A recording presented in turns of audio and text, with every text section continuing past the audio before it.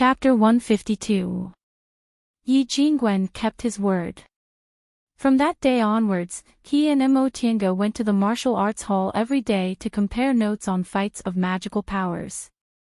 He was a sword cultivator, so he was infatuated with comparing skills and was quite knowledgeable about fights of magical powers. Because of that, Mo Tiange's skills in fights of magical powers improved very quickly after sparring with him. More than a month later, relying on the advantage of magic weapons, Mo Tiange was able to win 2 out of 3 matches. Yi Jingwen was greatly stimulated, so he decided to go back and enter closed-door meditation. Thus, the 10-year period ended. Lord Daoist Jinghe told Mo Tiange that she had been in closed-door meditation for a long time and her cultivation level was high enough, so she could leave the mountain and travel around. After Mo Tiange finished taking care of her chores, she sealed her Immortal's cave and soon left Mount Taikong with Yi Zhenji. There were more than 10 countries in the Celestial Pole. Wei country was located in the Midland, with Jin and Yan in the east, and Qin and Chu in the west. It was surrounded by powerful enemies.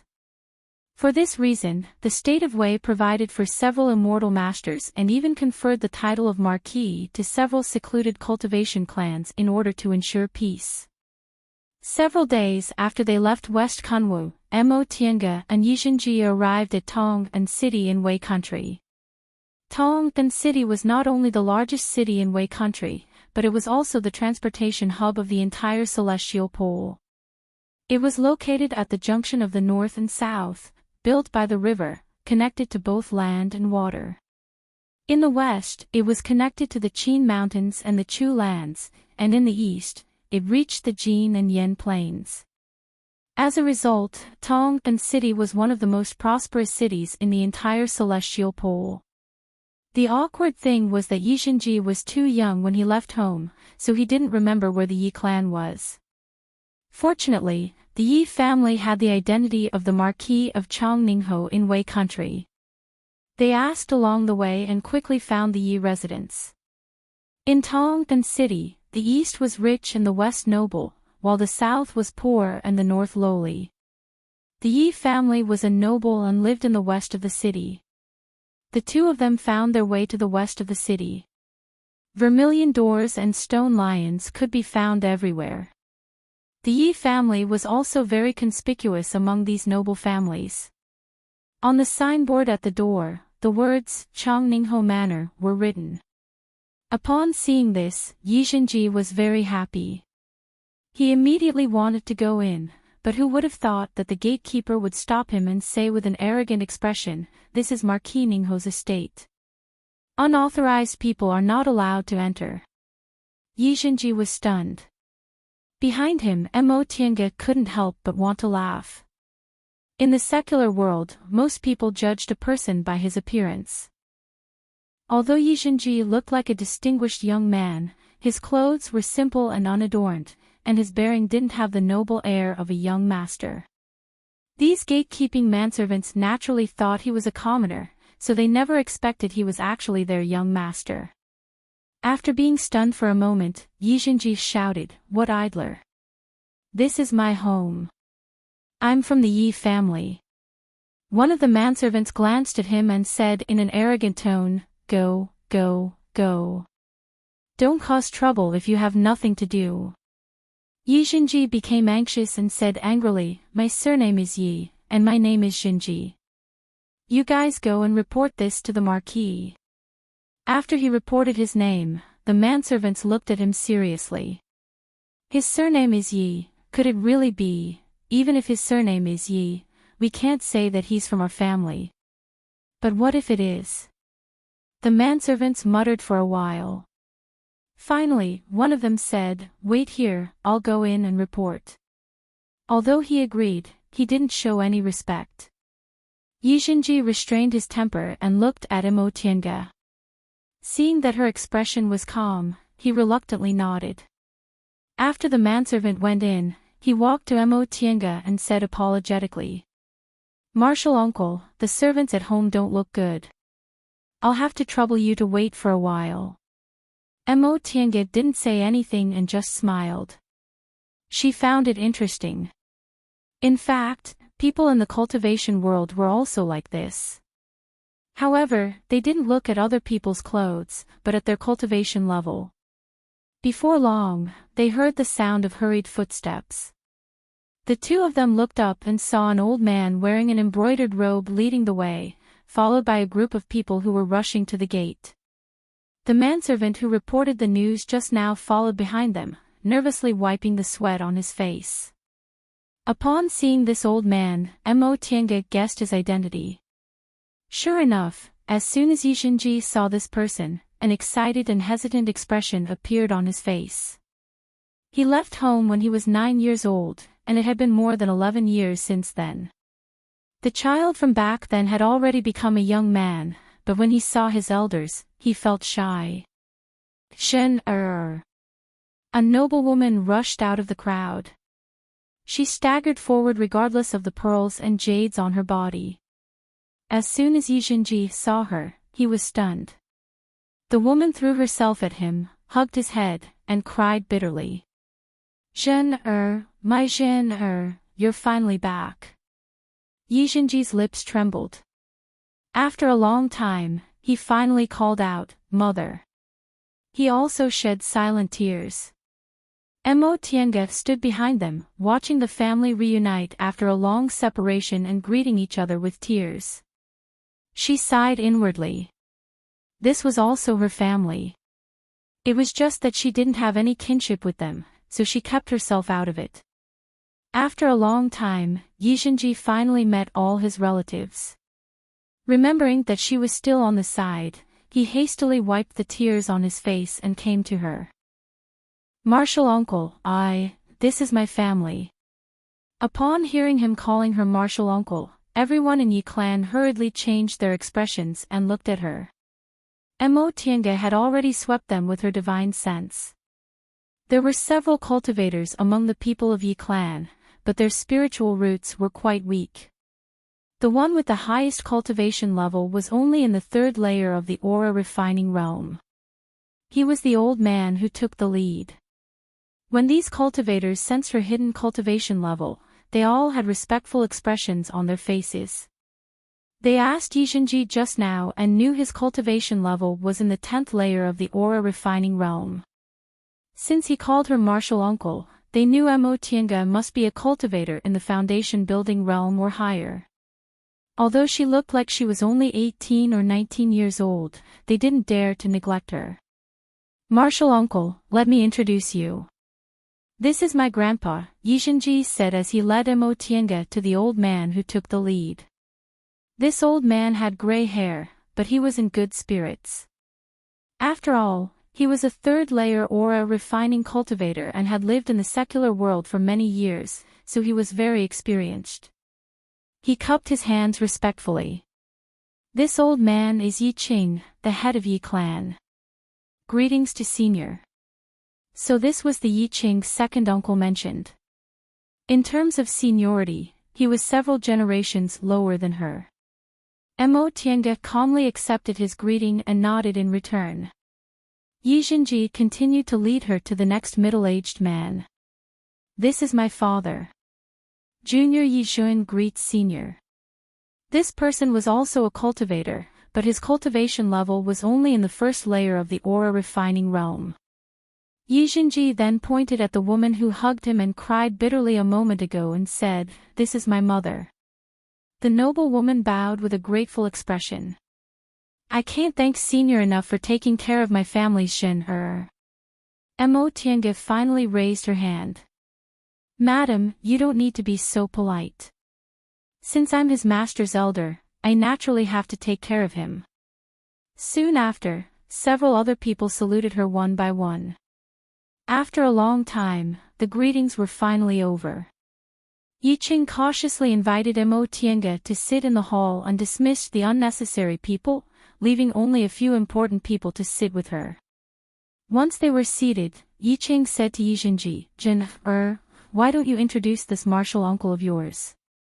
When Yi Xinji met his relatives before, he only said that Mo Tiange was his martial uncle and that she took good care of him. This time, he wanted to go down the mountain, so she especially brought him here. Upon hearing what Yizhenji said, Yizhenji hastily stood up. Grandpa Patriarch, this martial uncle, is my Grandmaster Jinghe's last disciple. My master has always been in closed-door meditation, so it's always martial uncle Mo who's been teaching me. She's really my teacher. Oh. Upon hearing what he said, everyone in the hall looked at Mo Tiange in a different light. In other words, although she was a martial uncle, she was no different from a master. Moreover, she was the last disciple of a nascent soul grandmaster at Xianqing School. From this, it could be seen how talented she was and how honorable her status was. Weak cultivators like them who couldn't stay in Kunwu definitely couldn't imagine her. Yiqing once again stood up. Turns out Senior has such a great kindness toward my Zhen. This old man thanks Senior here. No need to be like this, Mo Tiange said with a smile. Zhenji is a sensible and well-mannered child. Although he's lacking in talent, he's diligent and studious. Sooner or later, he'll become a great person. Yiqing was very excited to hear Mo Tiange's evaluation. If he can become a great person, it's his good fortune and also thanks to Senior. After the two of them chatted like that, Yiqing asked again, Senior, do you have something to do in the secular world? Although this old man's cultivation level is low, I have some status in the secular world. Maybe I can help Senior inquire about some information. I didn't come to the secular world for anything important. I just came out to travel. I see. Senior, you rarely come to the secular world, right? Our Yi clan has lived in the secular world for a long time, so we know a lot of strange things in the secular world. If Senior doesn't mind, this old man can introduce a thing or two to Senior. Yiqing was very enthusiastic. Mo Tiange thought for a moment then nodded with a smile. Then I'll have to trouble you. It's no trouble, no trouble. Yiqing said, Senior must be tired since you came all the way from Kunwu. How about staying at my place for the time being? Later on, this old man will deliver all the information my family has gathered to you. Mo Tiange originally didn't have the patience to deal with people like this, so she immediately agreed and left first. After watching Mo Tiange leave, Yiqing suddenly asked, Zhen, what's the identity of this martial uncle of yours? Yizhenji was startled and somewhat frightened. Grandpa Patriarch, she's my martial uncle. She's a foundation-building cultivator? Yes. Martial uncle has been in closed-door meditation for 5 years and has just reached the peak of the middle stage of the foundation-building realm. Now, Grandmaster ordered her to leave the mountain to travel. She's training her mental state so that she can break through to the late stage of the foundation-building realm. I see. Yiqing frowned slightly. How old is this senior? How's her aptitude? She's only in the foundation-building realm, but your nascent soul grandmaster actually accepted her as a disciple. Yizhenji saw that Yiqing didn't look suspicious, so he calmed down and answered, Martial uncle, she should be 37 years old. I'm not very clear about her spiritual roots, but I know it's a very special kind of spiritual roots that aren't inferior to single spiritual roots. 37 years old. Yiqing was astonished. 37 years old, and her cultivation level was in the peak of the middle stage of the foundation-building realm. No wonder she could be accepted as a disciple by a nascent soul cultivator. She must be a genius. Zhen, how's your relationship with your martial uncle? Yizhenji thought for a moment then answered, ever since I entered my master's tutelage, martial uncle taught me personally, so it's not wrong to say martial uncle is my master. Then does your martial uncle have other disciples? No. Martial uncle is still young, so he only taught me on behalf of my master.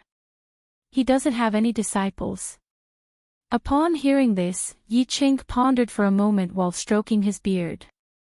All of a sudden, he cautiously said, Jean, from now on, you have to get closer to your martial uncle.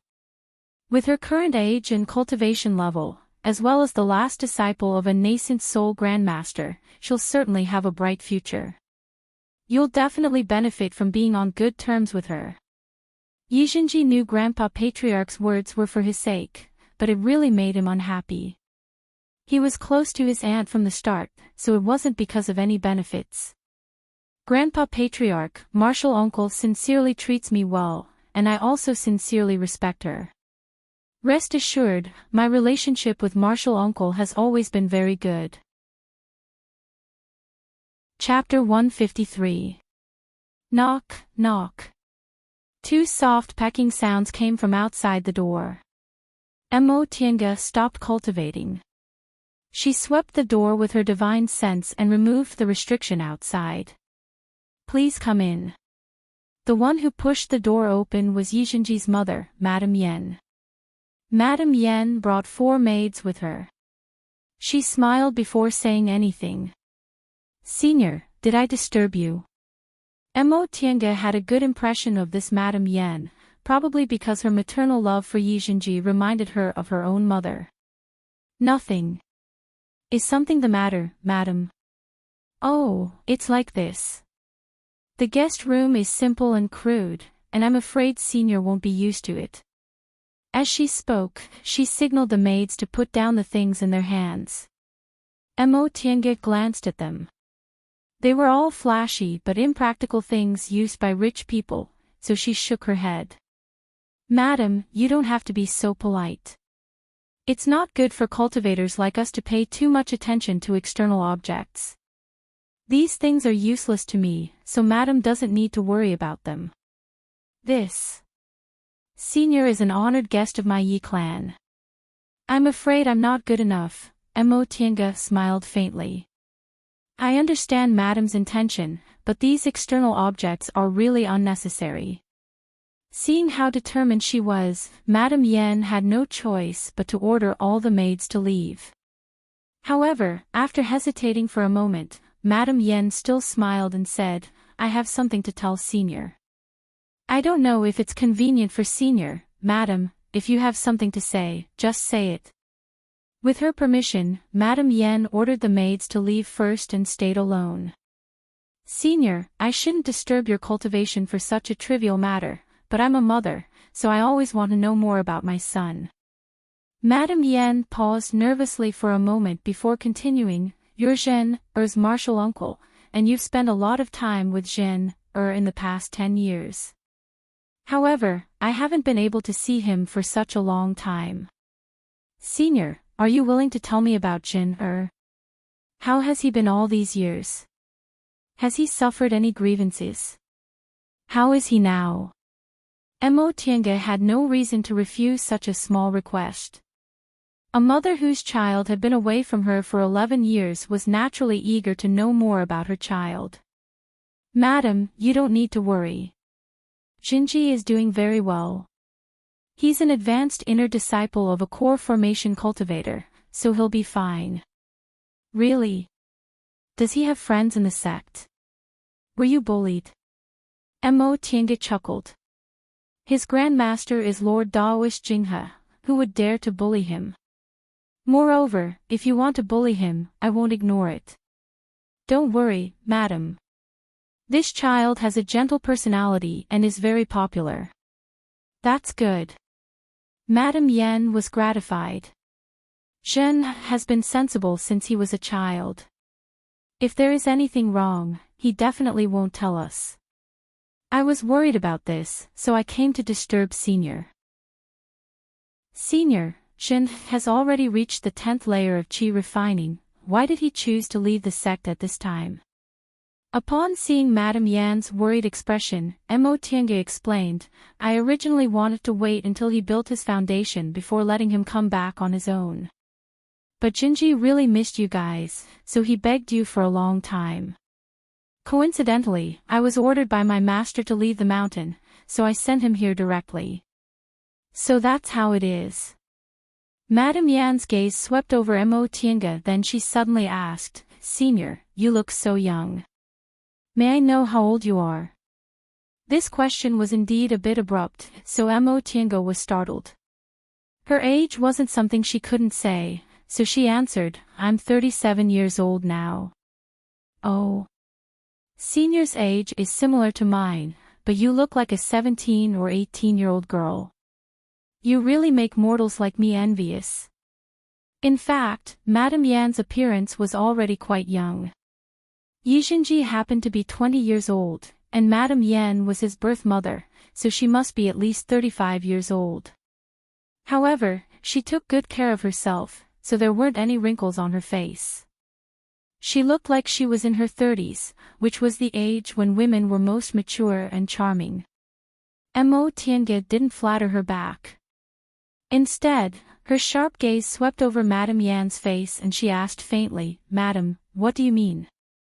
If she couldn't hear the hidden meaning behind Madame Yan's words, she'd be too slow. Sure enough, this Madame Yan's intention wasn't that simple. Being stared at like this, Madame Yan was a bit embarrassed. She stammered. It's nothing. Senior's age is similar to mine, but you look about the same age as Zhen Er, so I really can't tell. You're his elder. Presumably, if I said your brother and sister, other people would also believe it. Mo Tiange suddenly felt like she didn't know whether to laugh or cry. This Madame Yan was obviously worried that there was some unexplainable relationship between her and Yixinji. Nevertheless, Mo Tiange's expression didn't change. She just stared straight at Madame Yan. Madame Yan was only a mortal. Under Mo Tiange's inadvertent spiritual aura pressure, she had no ability to resist at all, causing her to break out in a cold sweat. She hastily grabbed a handkerchief to wipe her sweat, but she couldn't even lift her hand. With great difficulty, she said, Senior, if I offended you in any way, please forgive me. Madame Yan recklessly speculated about her relationship with Yixinji. Although she was Yixinji's mother, it still made Madame Yan feel displeased, so she deliberately acted like this. Now that Madame Yan saw that Madame Yan was showing weakness, she withdrew her spiritual aura pressure and said coldly, For cultivators like us, looks are merely the bones beneath the skin. Madam, you shouldn't say such things in the future. Madame Yan naturally didn't dare to refute her. She recalled the clan head's instruction to treat this senior well. Her behavior just now might have already offended the other party, so she repeatedly apologized. Senior, please forgive me for offending you. I'm just an ignorant woman who didn't know about cultivators' taboos and spoke nonsense. Mo Tiange interrupted her. Madam, you're Xinji's mother, so there are some things you have the right to ask clearly. If you don't ask clearly, presumably you also won't feel at ease, right? That being the case, if there's anything you want to say, just say it. Madame Yan finally calmed down a bit when she heard no anger in Mo Tiange's tone. Upon seeing Mo Tiange's calm demeanor, Madame Yan couldn't help but feel ashamed. Senior, please forgive me. I really saw that you and Xinji have a close relationship, so I was afraid that child would make a mistake. You're his martial uncle. If that child doesn't understand things, wouldn't he implicate you and ruin your clean reputation? She spoke politely, but this Madame Yan wasn't someone who didn't understand things. Mo Tiange softened her tone. Madam, Yi clan has been in the secular world for more than 20 years, right? Have you ever been to Kunwu? Madame Yan was startled, but she soon nodded. When she married into Yi clan was already Marquis Chaininghao in Wei country, so she naturally hadn't been to Kunwu. It's no wonder you don't know about the cultivation world. In the cultivation world, there's no such thing as human relationships in the secular world. Everything is determined by cultivation levels. Regarding dual cultivation, seniority and age have nothing to do with other people. No matter who Xinji likes, it won't affect his future. Upon seeing Madame Yan's complexion turn pale, Mo Tiange smiled and continued, besides, how can one's age be accurately determined based on one's appearance? That master of mine is more than 800 years old, but he looks like he's only in his 30s. Jinji's master also looks similar to Jinji's age. Madam, Jinji respects me as his master, so how could there be anything embarrassing? Madam, please don't think too much. Otherwise, if Jinji finds out, he'll inevitably be sad and embarrassed. Madame Yan's face turned green then white, but she couldn't say anything. She was just a mortal woman, how could she know anything about the cultivation world? As a mother, she was just worried about her child. Mo Tiange's straightforwardness made her feel too ashamed to show her face. Alright, I'm going to continue cultivating. Madam, it's rare for Jinji to come home, so you'd better spend more time with him. Mo Tiange straightforwardly sent the guest off, then sat cross-legged and closed her eyes, looking as if she didn't want to say anything. Madame Yan bowed embarrassedly then retreated. Mo Tiange didn't care too much about this matter. This Madame Yan was a mortal woman, so it was understandable that she didn't understand. Mortals always thought that when men and women were the same age, even if they had different seniority, something was bound to happen. However, they didn't know that in the cultivation world, judging people by their age was the most ridiculous thing. Mo Tiange cultivated until the evening. Yi Qing, the patriarch of Yi clan, sent someone to invite her, saying she came from afar and that they were holding a banquet to thank her master in Jinji's stead. Mo Tiange thought about it but still went to the banquet.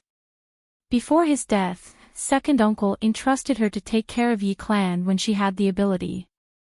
Now that she came to Yi clan, doing something within her ability was also something she ought to do. Senior, you're finally here. Please sit, please sit. As soon as Mo Tiange arrived at the banquet hall, Yi Qing enthusiastically welcomed her. A banquet table was already set up in the hall. Golden cups and silver cups could be seen, and the place was resplendent. Martial uncle Yi Jinji also came over. Mo Tiange smiled at him. This was a private banquet, so there weren't many people present. Aside from Yi Qing, Yi Jinji, and Yi Jinji's father, Yi Xuan, there were 4 other people.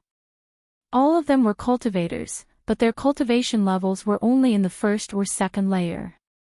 2 of them were middle-aged, 1 was a young man, and 1 was a teenager. Yi Qing introduced them one by one. Senior, these are my Yi clan's good-for-nothing juniors, Yi Mao, Yi Yu, Yi Bing, and Yi Dun.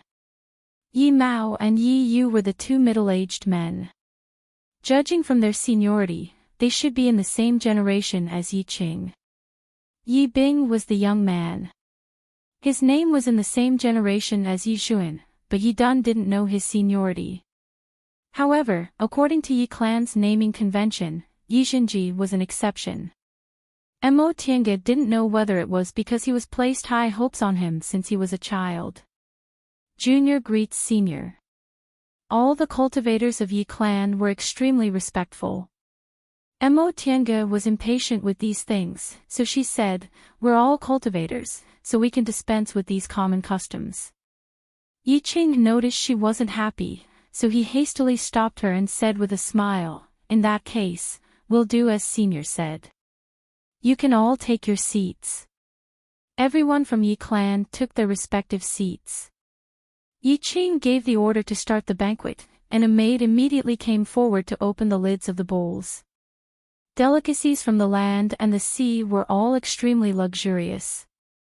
Yi Qing said humbly, "This old man knows senior has already transcended the mortal world. It's just that we've been in the secular world for a long time, so we can't bring out anything good. Although these foods are from the secular world, they can still be considered delicious." Mo Tiange smiled faintly. "Patriarchy, you don't have to be so polite." "Yes, Grandpa Patriarch," Yi Jinji said. "Martial uncle won't blame us." Seeing this, Yi Qing couldn't help but criticize him. Child, no one will blame you for being too polite. Yi Xinji wasn't convinced. Just as he was about to say something, Mo Tiange stopped him and said with a smile, "Your grandpa patriarch is right. If you want to interact with others, you'd better behave like this. But there's no need for that today. Patriarch Yi, I watched Xinji grow up, so I don't treat you as outsiders. You can dispense with these empty formalities." Upon hearing the words, "I don't treat you as outsiders," Yi Qing instantly felt comfortable.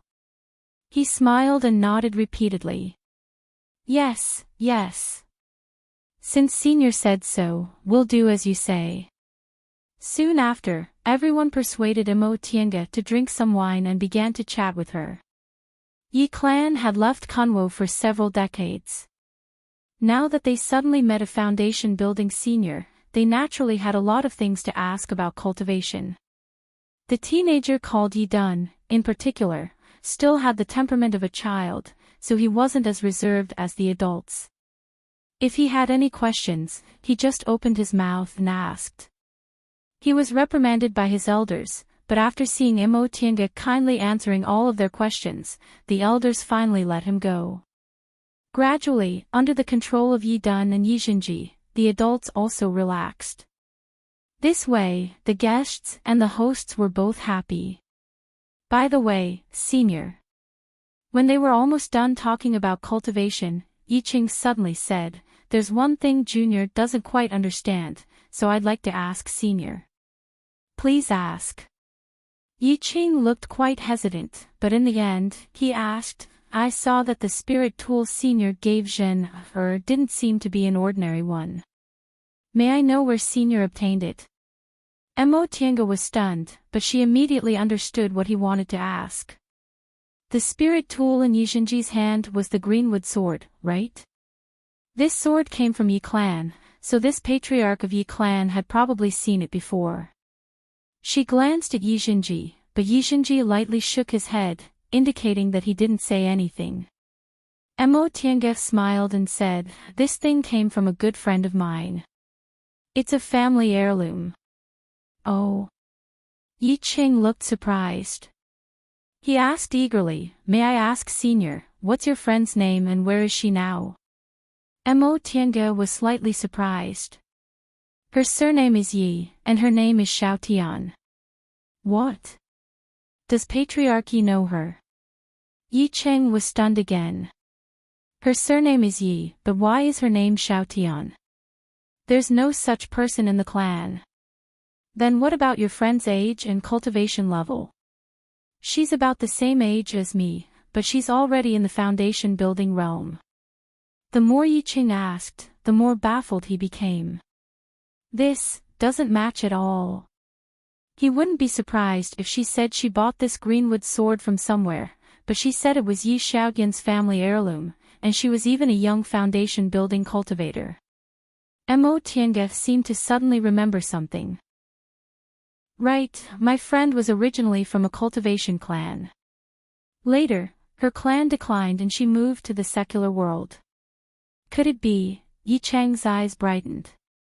"That sounds like our clan, but I'm not familiar with this name." Mo Tiange thought for a moment then said, "She originally had an uncle named Yi Jiang. Do you know him, Patriarch Yi?" Upon hearing this name, everyone in Yi clan became excited. They looked at each other and saw surprise and doubt in each other's eyes. In the end, Yi Qing asked, "Senior, Yi Jiang. Are you sure that's his name?" "Of course." Mo Tiange's heart was clear, but she pretended to be calm. "I remember she said Yi clan used to be a cultivation clan in Mount Qingmeng. Her father was the most talented cultivator in Yi clan. Back then, his name shook Western Kunwu. He successfully formed his gold core when he was only 100 years old." "Patriarch Yi, is this true?" Yi clan's most talented cultivator successfully formed his gold core when he was 100 years old. Yi Qing muttered with a fanatical look in his eyes. Of course he remembered. When he was born, it was the Yi family's golden age. That genius cultivator brought honor to the Yi family that they had never had before. But later, Yi Xuan took over the conversation. He was the most outstanding cultivator in Yi clan. His name was Hai. Correct. Mo Tiange smiled. That being the case, the clan my friend was talking about was your Yi clan. This is really fate. Unfortunately, I haven't seen my friend for a long time. I don't know where she is now, so I can't tell her. After all, Yi Qing was the patriarch. After his excitement, he was now full of doubts. But, our granduncle didn't leave any descendants, I'm not sure about that. Mo Tiange simply pushed the matter aside. She wanted to play the role of an outsider, so she naturally couldn't say too much about some things. Everyone in Yi clan looked at each other and gradually calmed down. That's right. That granduncle didn't leave any descendants, so how could there be a cultivator from Yi clan? In the end, Yi Qing said, Senior, do you know how your friend's uncle is now? Can you get in touch with him? Upon hearing this question, Mo Tiange's eyes flashed with a hint of hidden sorrow. She said faintly, her uncle has already passed away. What? Everyone in Yi clan was startled. Yi Xuan cried out involuntarily, how could that be? That granduncle is only a little over 300 years old, right? According to the lifespan of a foundation-building cultivator, he should still be alive. Correct. It's more appropriate to say that her uncle died because of his death. Mo Tiange's gaze fell on the void with an indifferent expression. The two of them were being chased by other cultivators. In order to protect her, her uncle was seriously injured, so his lifespan was sharply reduced. That's why he passed away. After she finished speaking, the hall became silent. Yi Cheng's expression was gloomy. This kind of thing happened too often in the cultivation world. Individual cultivators without any backing were very likely to encounter this kind of thing. In other words, the last real cultivator in Yi clan was also gone. Then didn't Yi clan really become a mediocre clan in the secular world? Even when they were forced to move out of Mount Qingmeng, Yi Qing didn't have this kind of desolate feeling back then. He always felt that Yi clan was different from those so-called cultivation clans in the secular world because they still had a foundation-building elder who was still alive. But it was only now that he knew that foundation-building elder had already passed away. After thinking for a long time, Yi Qing finally closed his eyes and sighed. He was already more than 70 years old. Although as a cultivator, it wouldn't be a problem for him to live to more than 100 years old, he was, after all, old. He originally thought that if Shen was successful and got in touch with that granduncle, Yi clan would still have a chance to return to Kunwu. But now, even if Shen could build his foundation, how could Yi clan return to Kunwu without an experienced cultivator? Besides, it was still unknown whether Shen could build his foundation or not. Could it be that Yi clan would really decline in his hands? Senior, is this true? Of course it's true. Mo Tiange's expression was indifferent. Yi Zhenji was the only one who noticed the sadness under her expressionless face. He gently touched her then called out in a low voice. Martial uncle. Mo Tiange shifted her gaze and smiled at him. There was a meaning in her smile that Yi Zhenji couldn't understand. Yi Qing muttered, so, our Yi clan can't return to Mount Qingmeng. He suddenly cheered up. Senior, that friend of yours. Has he really built his foundation now? Can you contact him? I can't. Mo Tiange flatly refused. Patriarch Yi, my friend promised uncle that when he forms his gold core, she'll give Yi clan a certain amount of help. However, it's best if Yi clan doesn't return to Kunwu. You have to know that enjoying glory and splendor in the secular world is much happier than being weak and living in Kunwu in constant danger. Chapter 154. As the wind blew, a small brown spiritual beast whimpered and rushed to bite Emo Tienga's sleeve. Emo Tienga patted its head softly.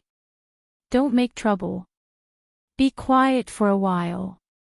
The inferno beast blinked its black eyes, then lowered its head and sat motionlessly next to her.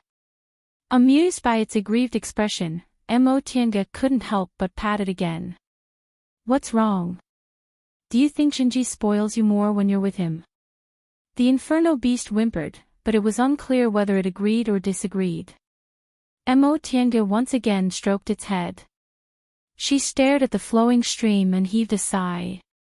I'm not a good master. I only let you cultivate on your own and help me concoct medicinal pills, but I never played with you. The inferno beast whimpered, bit the hem of her sleeve, and swayed it as if it was acting spoiled. Emo Tienga smiled and said softly, Xiaohua, stay with Shinji, okay? Upon hearing that, the inferno beast raised its head and stared at her face, seemingly not understanding why she said that. There's no spiritual beast contract between us. The reason why you're so close to me is because the virtual sky world and my divine breath are connected. You've lived here for a long time, so you naturally sensed me. You watched Shinji grow up. All these years when you weren't in the virtual sky world, you were always by his side, so your feelings for him are deeper than mine. Right now, I don't feel at ease leaving him alone in the secular world. Can you stay with him? The inferno beast's eyes widened, but it didn't make a sound. Emo Tienga knew this inferno beast ate something in the virtual sky world that made it more intelligent than ordinary spiritual beasts, so she didn't order it, she wanted to discuss with it. Don't worry. I concocted a lot of medicinal pills for second and third rank spiritual beasts. I'll give them to Shinji, and you won't have any problems cultivating. I'll be gone for at least 3 years or at most 5 years, so I'll be back before you advance. This was what she thought about for a long time. Without the inferno beast, it would only be inconvenient for her to concoct medicinal pills. However, Shinji hadn't built his foundation yet, so she didn't feel at ease leaving him alone in the secular world. It was better to keep Xiaohua by his side. With a second-rank spiritual beast, even if he encountered danger, he would be fine. The inferno beast lowered its head and whimpered a few times. It was a little depressed, but it did not object. Emo Tienga chuckled. She took out several medicinal pills and fed them to it. She then heaved a sigh and said, I'd better leave first. Yi clan. I can only help them this much. Unless, one day, a large number of descendants with spiritual roots appear and are able to support a clan, or if I form my nascent soul, I can protect them. At present, I don't have enough strength. Telling them my identity will only cause more trouble. I hope Shinma understands what I'm thinking. Auntie. Yi Shinji's voice came from outside. Emo Tienga raised her hand. With a flash of light between her eyebrows, she arrived in reality. Once the restriction was opened, Yi Shinji stepped inside. When he saw her, he smiled and said, Auntie, it wasn't easy for us to leave the mountain, but you're cultivating again. Emo Tienga smiled and shook her head. I'm used to it. In the past, his aptitude was too poor, so he could only make up for it with hard work. Now that his aptitude was good, he was more worried that he would be too lazy to cultivate and waste his good aptitude. When Yi Shinji came in and opened the restriction again, she asked again, What's wrong? Aren't you accompanying your family? It'll be hard to see them in the future. Upon hearing this question, Yi Shinji sat down on the table gloomily. Don't mention it. I was talking with my father and the others, but I couldn't get used to it, so I came out. Couldn't get used to it. Emo Tienga was puzzled. She raised her chin and said, Sit properly on the chair. Yes. Yi Shinji obediently got down from the table, pulled a chair and sat in front of her. He said with a puzzled tone, I'm baffled. I remember when I was a child, my father was also very diligent in cultivating. Why is he like this now? Like what? Yijinji paused for a moment then said with some annoyance, my father always talks to my uncles about eating, drinking, having fun, and playing politics.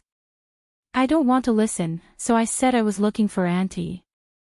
Seeing Yijinji's unhappy expression, Mo Tiange smiled and said softly, Jinji, how old is your father this year? How's his cultivation level? Yijinji was stunned. My father is already 45 years old, but he's still in the first layer of the aura refining realm. Seeing that he seemed to have understood something, Mo Tiange said with a smile, although your aptitude isn't outstanding at Xianqing school, you still have hope in cultivating. For individual cultivators in the secular world, without good spirit veins and medicinal pills, it's hard for them to advance in the aura refining realm even after dozens of years of hard cultivation, let alone building their foundation. It's not that your father and the others don't want to advance, but they don't feel hope. But Yijinji wanted to say something, but he felt he couldn't refute her. Mo Tiange said, Jinji, do you still have many medicinal pills for aura refining cultivators? Yijinji nodded. I originally wanted to give them all these medicinal pills, but after seeing them like this, I don't want to. It's precisely because they're like this that you have to give them. Why? Yijinji didn't understand. Mo Tiange said, your father hasn't been able to make a realm breakthrough for dozens of years, so he naturally lost interest in cultivating. If you give them medicinal pills now and let them see the hope of advancing, their hearts will naturally return to cultivating. They're not mortals. What else in this world is more attractive to them than advancing their cultivation realm? Yijinji suddenly understood. Right. Why didn't I think of that? Mo Tiange thought for a moment and said, you shouldn't give them too much. It'd be best if you tell them that when they send people to Mount Taikong in the future, you'll also send them medicinal pills and the like. That way, although they're in the secular world, they'll still feel the hope of cultivating. At that time, they'll naturally put their hearts into cultivating. Auntie, you're really thoughtful. Yijinji jumped up. I'll go right now. Wait. Yijinji stopped. Auntie, what's wrong? You can talk about this later. Right now, I have something to tell you. Ha!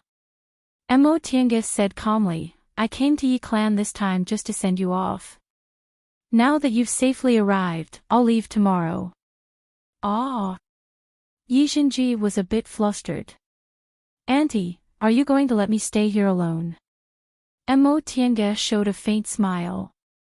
What? You don't dare. Yijinji was stunned and felt a bit embarrassed. For 10 years, he'd never left his aunt's side, so he immediately panicked. After calming down, he said, Auntie, I'm just a bit not used to it. Can't you stay a bit longer? Leaving sooner or leaving later, it's all the same. Mo Tiange reached out her hand, wanting to stroke his head like she did when he was a child. However, when she saw how big he was now, she withdrew her hand. Don't worry. I'll leave Xiaohua with you. Nothing will happen. I'm not afraid something will happen. Yijinji looked at her pitifully. Auntie, I don't want you to leave. He was already an adult, yet he still had this kind of expression. Mo Tiange couldn't help but laugh.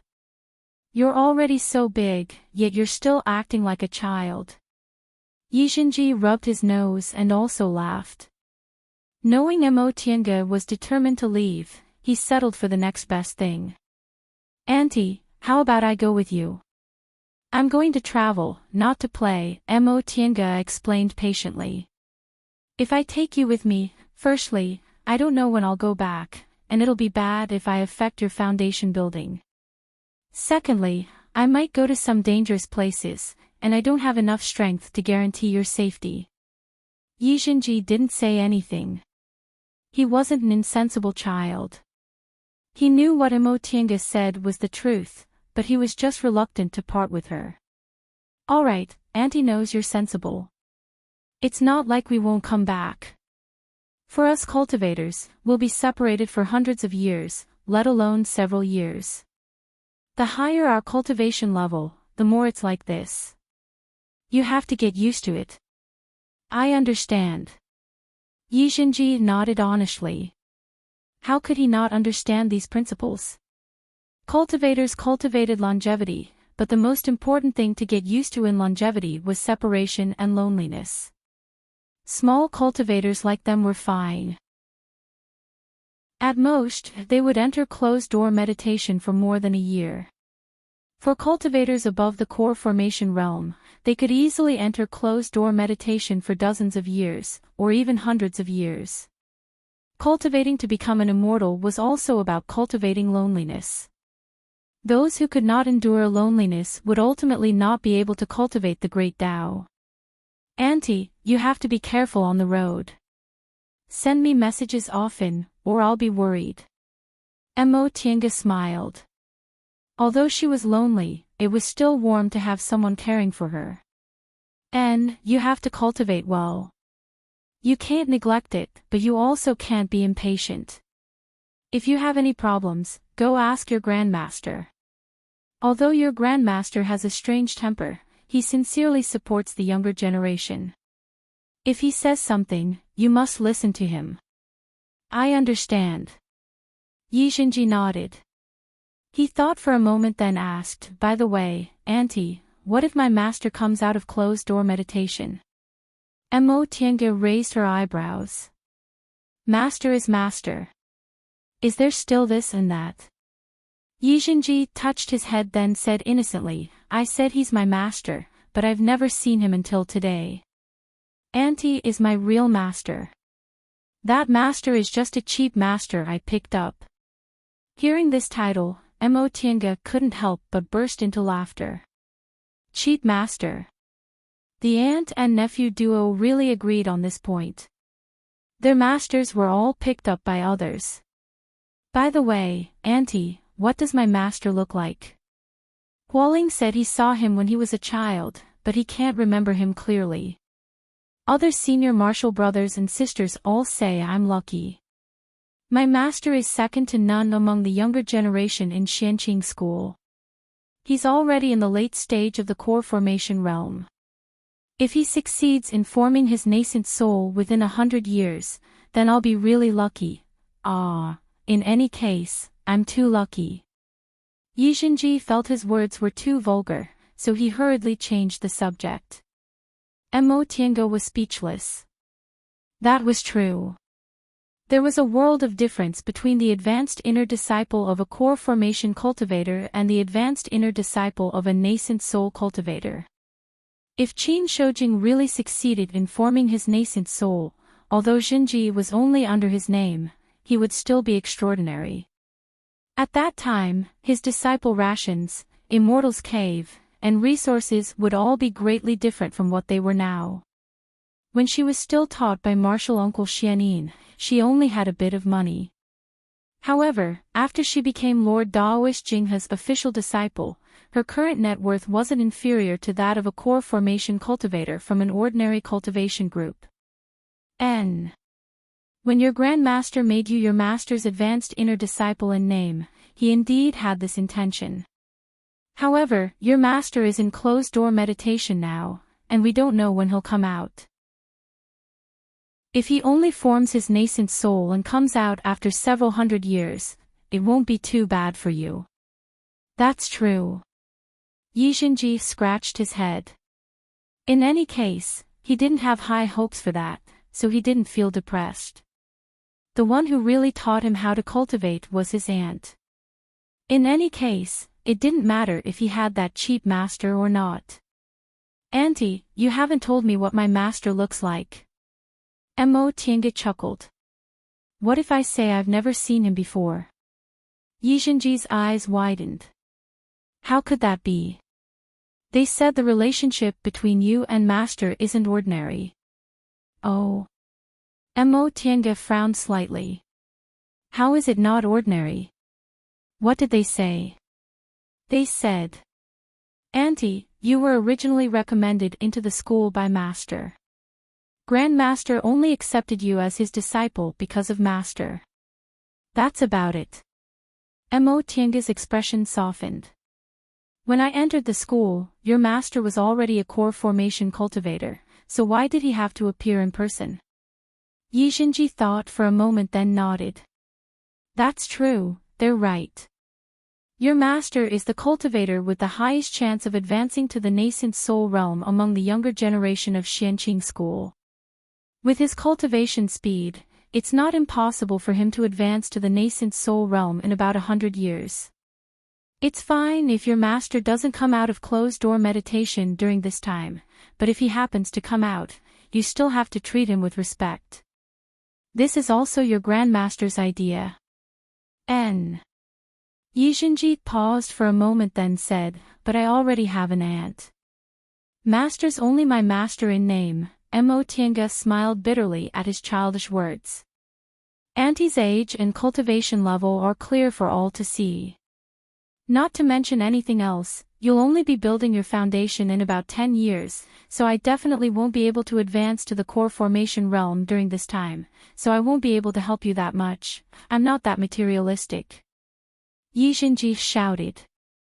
If it wasn't for Auntie, I wouldn't be who I am today. No matter how good that cheat master is, what does it have to do with me? Mo Tianga felt both happy and worried when she heard this.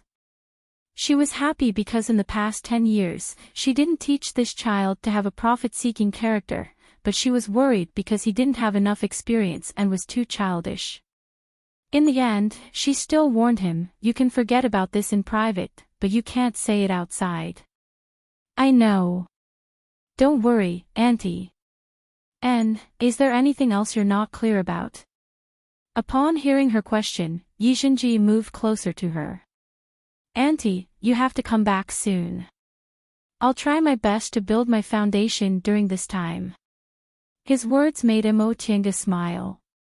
In the end, she reached out her hand and stroked his head. You should go and accompany your mother. She hasn't seen you for many years. She misses you very much and talks about you all the time. You should tell her everything you need to tell her. Don't let your mother worry. I know. Mo Tianga withdrew her hand then opened the restriction. She then sat cross-legged and closed her eyes. Yi Xinji hesitated for a while, reluctant to part with her, but in the end, he finally left. Mo Tianga only opened her eyes when she heard the sound of the door closing. Her eyes were filled with worry. This child is really like me in the past. Or maybe I didn't think things through carefully enough. Although I gave him enough care, I let him develop a dependent personality. Just like back then, she relied on second uncle. When he lost him, she was in so much pain that she wished she was dead. It wasn't that this kind of deep affection wasn't good, but deep affection required a magnanimous mind to accommodate. According to the Taoist scriptures, absolute oblivion didn't mean that one was heartless. Oblivion meant that one couldn't be moved by emotions. This was the principle of forgetfulness. It wasn't that cultivators couldn't have attachments. There were also people with magnanimous minds who loved each other and raised children and grandchildren, which didn't affect their cultivation. However, ordinary disciples couldn't do that. Therefore, cultivation groups disapproved of disciples having too much contact with their clans. Yi Xinji was facing this kind of problem now. After living together for 10 years, he was like a teacher, like a father, like a mother, like a brother, just like the feeling she had for second uncle in the past. But it was also because he was too young. Mo Tianga recalled that she lost second uncle at this age. If Qin hadn't been by her side to support her, maybe she wouldn't have been able to stand up so quickly. When she thought of this name, she felt a stabbing pain in her heart, but she soon calmed down. This was her luck, but it was also her fate. If it wasn't because of this, it might take a long time for her to recover her mental state. If it wasn't because of this, she wouldn't have fallen in love with someone so easily. Fortunately, she rationally cut off this feeling. Later, she vaguely realized some things, which made her even more grateful for her decision at that time. Thinking up to this point, Tiange rubbed the space between her eyebrows and shook her head. Forget it. She shouldn't think too much. She was herself, and Jinji was Jinji. The difference between men and women was also reflected in their personalities. Maybe during the time she was away, Jinji would come into contact with other people more, and this dependence would fade. As for seeing through it, that would depend on fated chances. Early the next morning, Tiange packed her things and left Yi Clan. Everyone in Yi Clan came out to see her off. Last night, Tiange asked Yi Jinji to give some medicinal pills, spirit tools, and other things she didn't use to Yi Clan's patriarch as a gift from a senior. Yi Clan was deeply grateful for this. Yi Clan had been in the secular world for a long time, so they had long run out of savings. Back when they sent Yi Jinji to the mountain, they only took out 2 or 3 spirit stones and several medicinal pills, which clearly showed how poor their resources were. Because Tiange was Yi Jinji's martial uncle, she took out more than 10 bottles of medicinal pills and spirit tools, which were indeed huge wealth for Yi Clan. In fact, those medicinal pills were leftovers from when she learned how to concoct medicinal pills, and the spirit tools were also collected from the cultivators she killed years ago. None of them were good things, so she didn't give them to Yi Jinji and just casually threw them in a corner of her Qianquan bag. Now, she could use them. Jinji, I'll leave Xiaohua to you. Take good care of it. When you go back, bring it back to the school, understand? Yi Jinji nodded and took the Inferno Beast. In the past 10 years, he could be said to have grown up with Xiaohua. The relationship between man and beast was very good, so he naturally carried Xiaohua. When everyone in Yi Clan saw this Inferno Beast, their eyes widened. Several cultivators from Yi Clan could see that this Inferno Beast was a second-rank spiritual beast. A second-rank spiritual beast was equivalent to an early-stage foundation-building cultivator, yet he actually gave it to Yi Jinji just like that. Senior. Yi Qing stepped forward, pointed at the Inferno Beast in Yi Jinji's arms, and said in fear and trepidation, "Giving this spiritual beast to Zhen, isn't too good, is it?" Tiange turned to look at him and asked, "Does Patriarchy think there's a problem?" Yi Qing said, "This is a second-rank spiritual beast, so it should be able to help you. If you give it to Zhen, what will you do for yourself?" Tiange said faintly, "Even if this spiritual beast stays with me, it won't be of much use, so it'd be better to let Jinji take care of it. Rest assured, Patriarchy, Xiaohua grew up with Jinji, so their relationship is very good. It won't hurt Jinji." "That's not what I meant." Tiange knew he was just worried, so she waved her hand and interrupted him. "Patriarchy, rest assured. All right, Jinji, martial uncle will leave now. You stay at home for several months, but remember to return to the school on time. If you miss the test, the next time will be 3 years later." "I know, martial uncle. Rest assured, I know all of this. And then I'll leave now. You don't need to see me off." After she said that, she no longer spoke any nonsense. With a wave of her hand, the white silk handkerchief appeared, then she transformed into a flight light and disappeared into the horizon. Chapter 155. The white silk handkerchief rose up and a flight light flashed by. This kind of flying technique made the low-level cultivators of Yi Clan extremely envious. When the other cultivators in Tong and City felt the pressure of a foundation-building cultivator, their expressions changed. Only when the pressure was far away did they dare to look around. Tiange rode the white silk handkerchief until she was some distance away from Tong and City. She then retracted her spiritual aura pressure.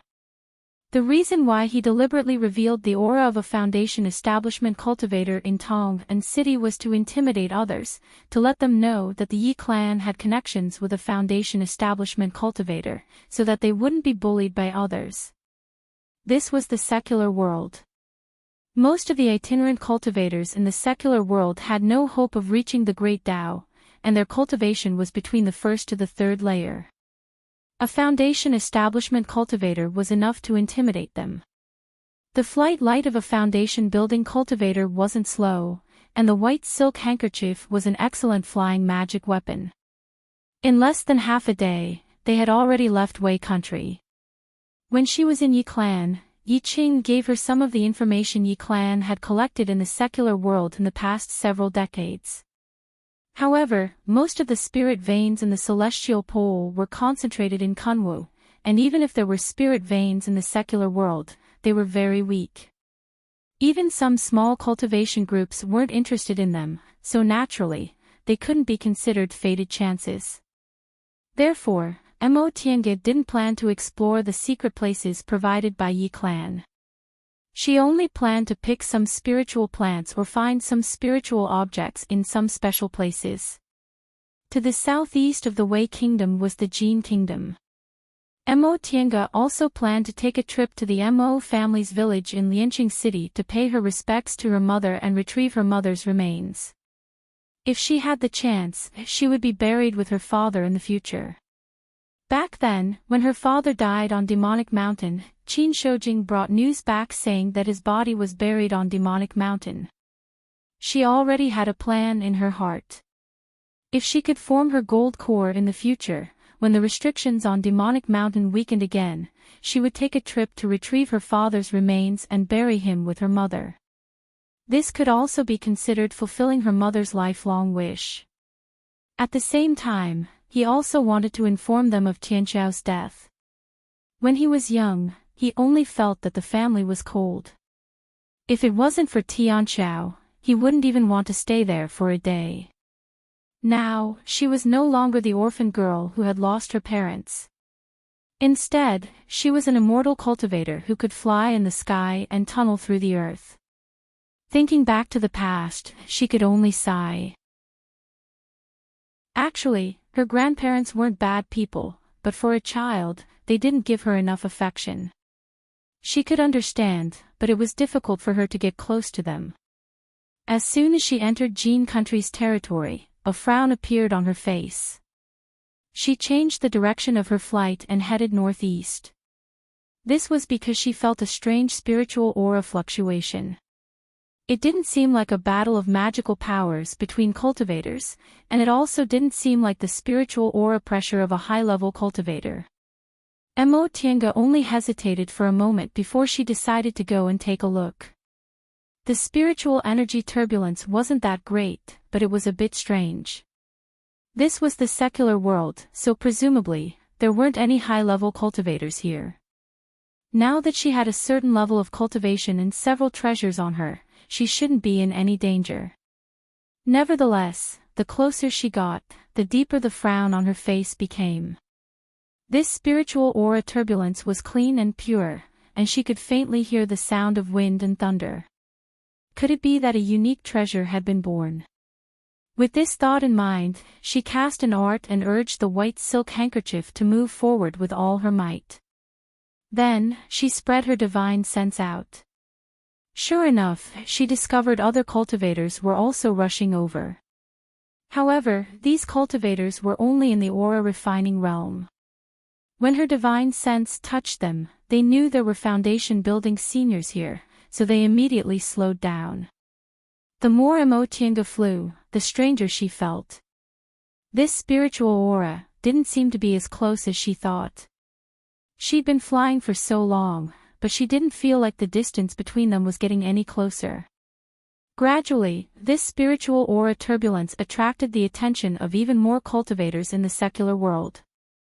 After flying for several hours, Mo Tiange began to sense that there were also foundation-building cultivators joining the ranks of the pursuers.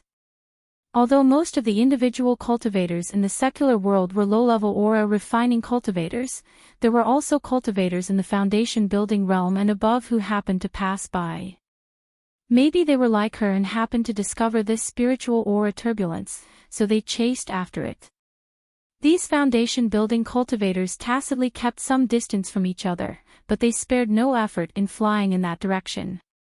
Several more hours passed, and the spiritual aura turbulence finally became a bit more obvious.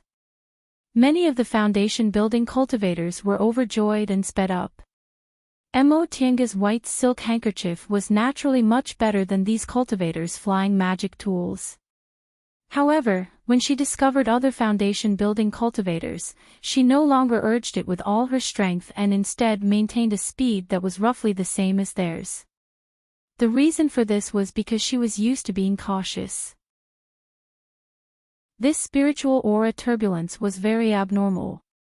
Rather than running in the front alone, it would be safer for her to travel with these people. If there really was some kind of unique treasure, she wouldn't be afraid of them since she swept her gaze over them just now and discovered that these foundation building cultivators were all early-stage cultivators. At this time, the closer they flew, the more obvious the spiritual aura turbulence became.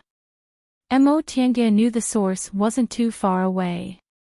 The flight lights of the other cultivators were already visible to the naked eye.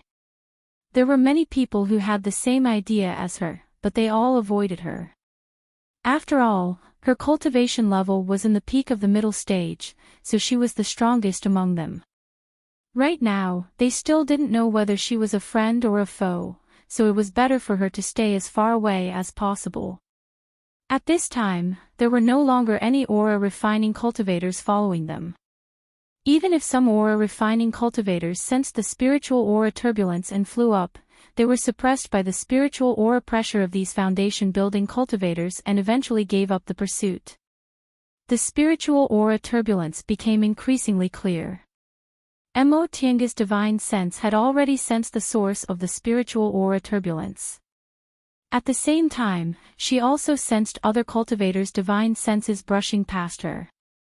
She also saw cultivators rushing over from other directions. Mo Tianga pondered for a moment, then stepped on the white silk handkerchief. Her speed suddenly became faster, leaving the foundation building cultivators behind as she flew straight towards the source of the spiritual aura. Upon seeing the white flight light disappearing into the horizon, the faces of the foundation building cultivators who had been flying together with her for several hours turned ashen. With this kind of speed, she could have left them behind a long time ago. It seemed that this fellow Daoist was just being lenient. Now that she suddenly sped up, did she discover something? With this thought in mind, several foundation building cultivators also sped up and chased after her. Only one of them muttered to himself, "Her flight light is actually white. It seems this person isn't someone to be trifled with. It's better to slow down a bit." The color of a flight light was always consistent with one's spiritual roots and the cultivation technique they mainly cultivated. Gold was golden, wood was cyan, water was blue, fire was red, and earth was yellow. For cultivators with mixed spiritual roots, their flight lights were, at most, mixed colors. It was absolutely impossible for their flight lights to be white. Unless that person was a rare foundation building cultivator with 5 spiritual roots or a cultivator who practiced a special cultivation technique, it was impossible for a person with 5 spiritual roots to have a white flight light. Foundation building cultivators with 5 spiritual roots had experienced many hardships that ordinary people couldn't compare to. Cultivators who practiced special cultivation techniques mostly had strange moves. No matter what kind of move they practiced, they were stronger than ordinary cultivators. Unfortunately, the other foundation building cultivators were too eager to get their hands on the treasure and didn't think about this point. 2 hours later, Mo Tianga landed on a cliff. At this moment, a group of cultivators had gathered on the cliff. Among them were 3 foundation building cultivators and more than 10 aura refining cultivators. They all looked different, but they were all staring at the valley below the cliff. Upon seeing Mo Tiange land, some of the foundation building cultivators were happy, while some were worried. On the contrary, the more than 10 aura refining cultivators were indifferent and expressionless. Fellow Daoist. Mo Tiange was still observing the valley faintly emitting spiritual aura when a foundation building cultivator with a grizzled beard came to greet her and cupped his hands politely. Mo Tiange had already observed the people here. She didn't need to pay too much attention to those aura refining cultivators since they were probably individual cultivators in the secular world. There were 3 foundation building cultivators. One of them was a man and a woman about 30 years old. They looked intimate and seemed to be dual cultivation companions. Both of them were in the early stage of the foundation building realm, and there was nothing special about their appearance or clothes. There was also this Daoist who was standing together with the man and woman just now. They seemed to be friends or had reached a mutual agreement. This Daoist was in the middle stage of the foundation building realm. He had white hair and a ruddy complexion, and his cultivation level was quite high. Since the other party was so polite, Mo Tiange also saluted him back. This Daoist had secretly peaked at her cultivation level a long time ago. Seeing that she still looked like a young girl but had such a high cultivation level, he was inwardly shocked. In the cultivation world, although cultivation techniques with the effect of retaining one's youth weren't rare, they weren't common either. Individual cultivators most likely couldn't get their hands on such cultivation techniques. This Daoist secretly speculated that if Mo Tiange's youthful appearance was due to the cultivation technique she practiced, then she was most likely someone from a cultivation group. If it wasn't because of the cultivation technique she practiced, it would be even more frightening for her to have such a high cultivation level at such a young age. Because of this, his attitude was both polite and respectful. My Daoist name is Fangjing. May I know how I should address fellow Daoist? Mo Tiange's gaze swept over this person but she didn't give him her real name. I'm Yi Xiaotian. Nice to meet you. After leaving Mount Taikang, she had already changed out of her cultivation group's uniform. Her name was also an alias, and she rarely walked outside, so presumably no one would recognize her. So it's fellow Daoist Yi. Daoist Fangjing once again cupped his hands towards her then went straight to the point. Fellow Daoist Yi must have noticed the spiritual aura fluctuation here, so she rushed over to take a look. Mo Tiange nodded. Yes. Her gaze once again fell on the valley below the cliff. This place didn't look like a spirit vein no matter how she looked at it, and this valley also didn't look special, so why was there spiritual aura here? Daoist Fangjing smiled. What a coincidence. These 2 fellow Daoists and I also came to take a look because of this. Is that so? Mo Tiange answered faintly. She already guessed this Daoist's intention. Presumably, he wanted to invite her to go down the valley together. However, this valley didn't seem special, so why didn't the 3 of them, foundation building cultivators, dare to go down? Daoist Fangjing looked a bit embarrassed to see her cold attitude, but Mo Tiange's cultivation level was slightly higher than his, so he endured it. Fellow Daoist Yi, Brother Yao, his wife, and I have already examined the valley. Oh. Mo Tiange finally shifted her gaze from the valley to him. Daoist Fangjing smiled and said, Fellow Daoist Yi, are you wondering why we stopped here and didn't go down the valley? Mo Tiange nodded. Indeed, the spiritual pressure wasn't strong. The 3 foundation building cultivators didn't move, and the dozen or so aura refining cultivators were still standing on the cliff's edge, whispering to each other, but none of them made any moves to go down. This was indeed strange. To tell you the truth, fellow Daoist, Brother Yao, his wife, and I rushed here just now, then we went down the valley separately. Who would have thought the miasma and gales in this valley would be so powerful? We could block them once, but we couldn't block them twice. In the end, we had no choice but to come back up. Miasma and gales. Mo Tiange was rather astonished.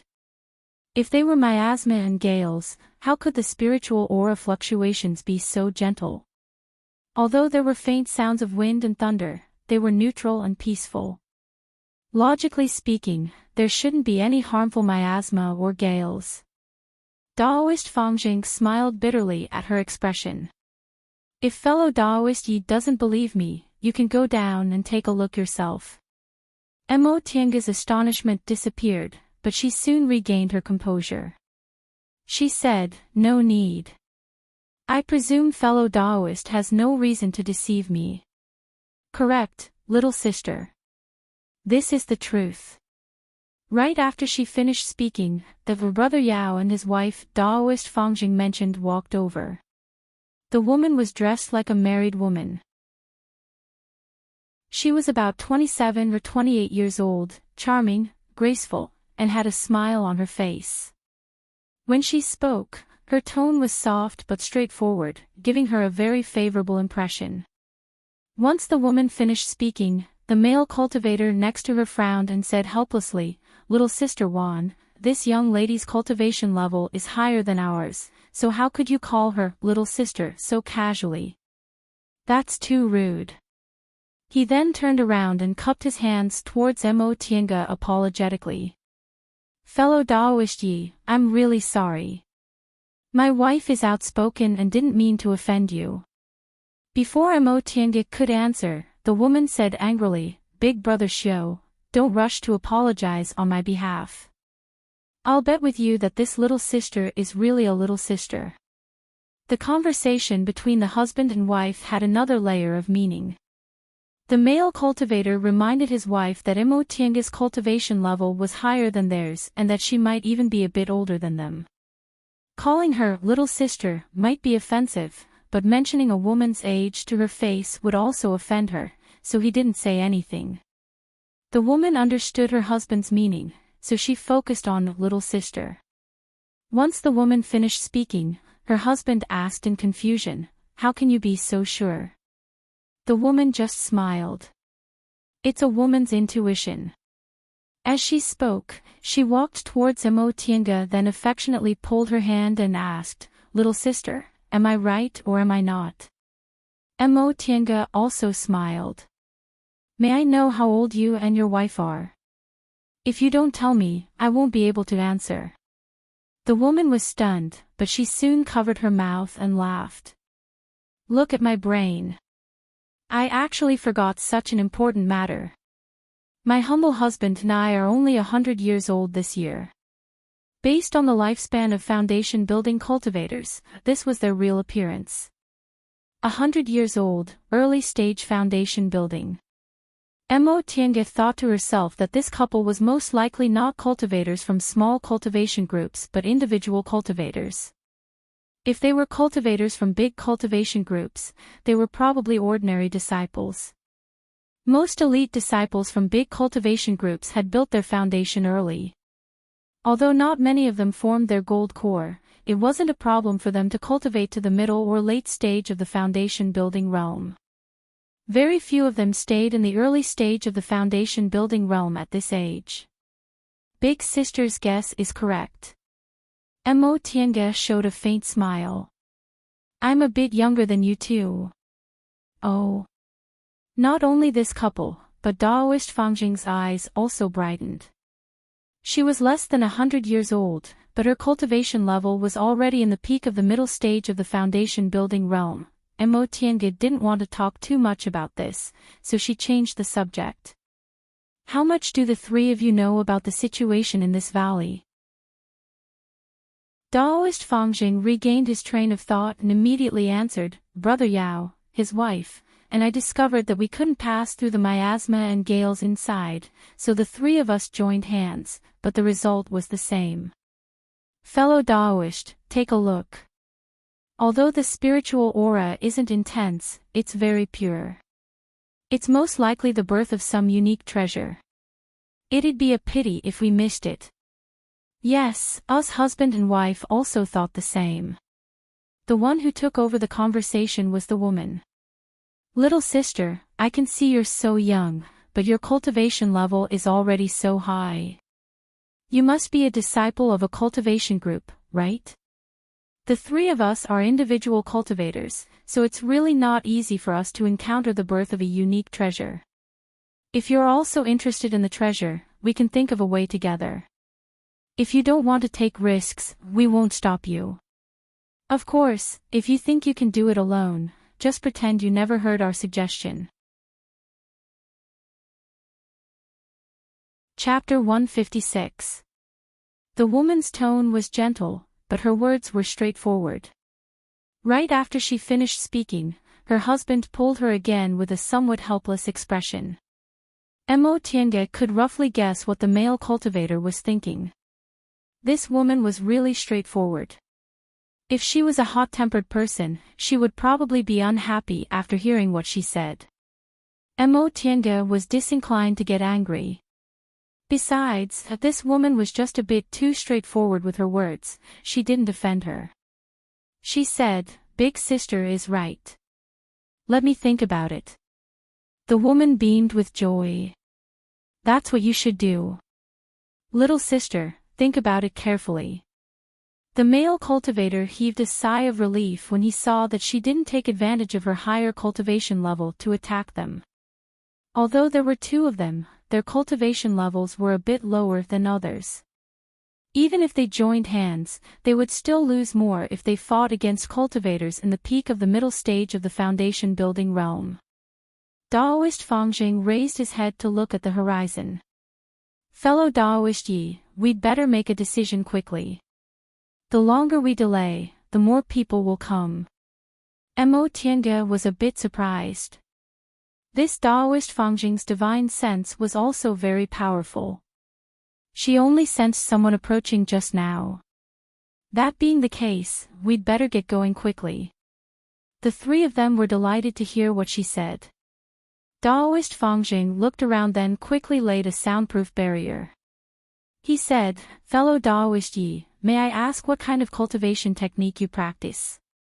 Upon seeing Tienge's unhappy expression, he immediately added, "The miasma and gales below us are very strong. Fellow Daoist Yi, you'd better have a cultivation technique that can restrain them." Tienge thought for a while, then answered, "Although I don't have a cultivation technique, I have a magic weapon that can resist the gales." Hearing what she said, the other three people beamed with joy. Daoist Fangjing clapped his hands. "That's great. If we're talking about the miasma, I have a kind of detoxifying pill that's very effective. After you swallow it, you just need to hold your breath and circulate your cultivation technique. Fellow Daoist Yi, can your magic weapon protect the four of us from the gales? We'll have to see to know."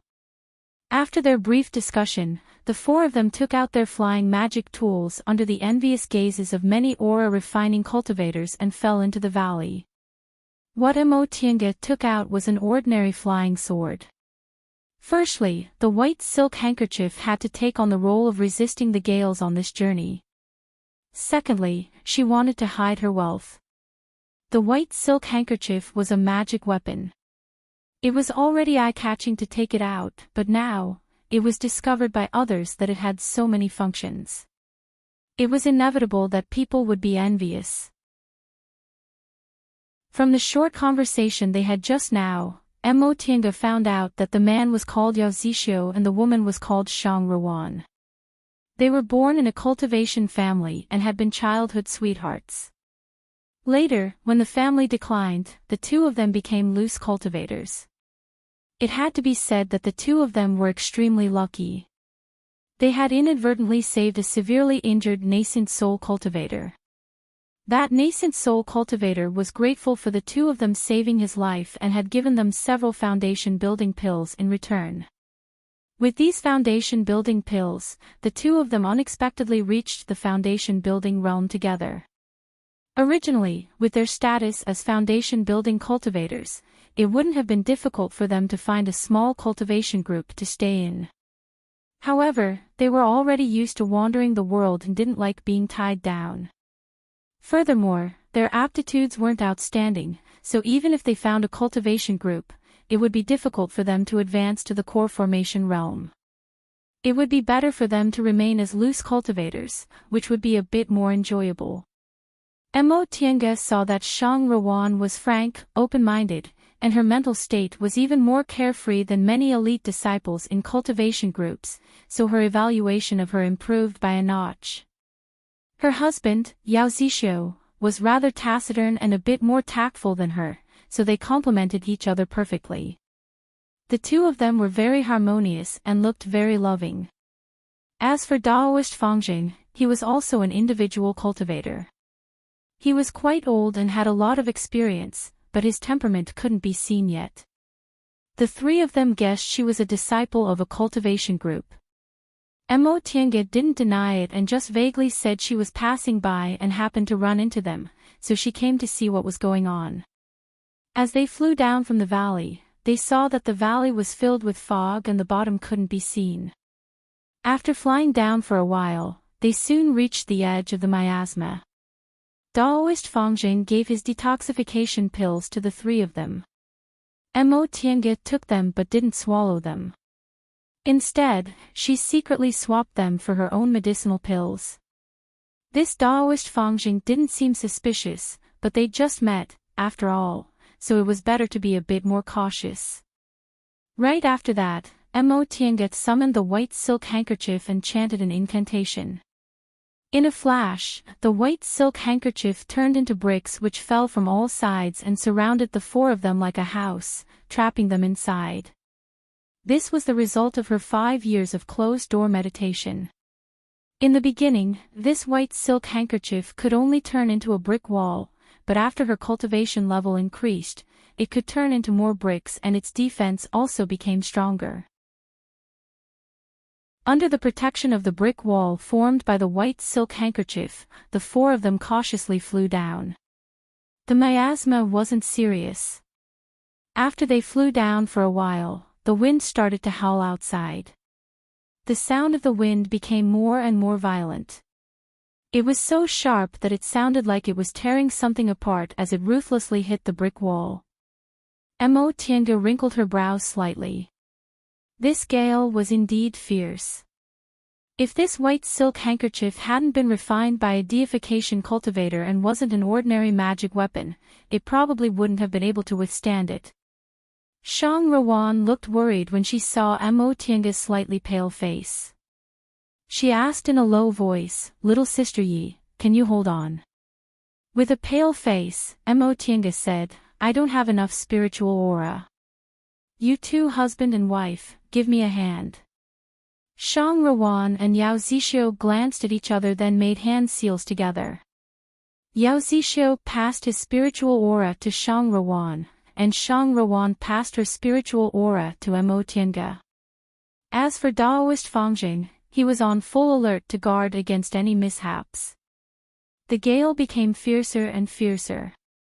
The three of them gradually ran out of spiritual aura, so they had to take medicinal pills.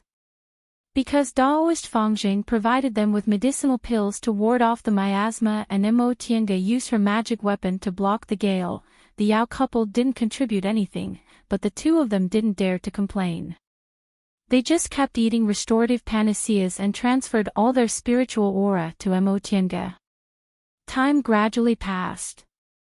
The Yao couple finally finished their restorative panaceas. Yao Zixio touched his Qinquan bag then asked Shang Ruan in a low voice, "Little sister Wan, do you have any more restorative panaceas?"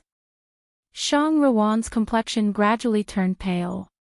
She shook her head and said, "This is the last bottle." They were only ordinary individual cultivators, so their families weren't rich. Mo Tiange swallowed another restorative panaceas then said, "Fellow Daoist Fangjing, how about you take their place?" Now that the four of them were on the same boat, how could Daoist Fangjing refuse? He nodded and said, "Brother Yao, you and your wife should rest for a while.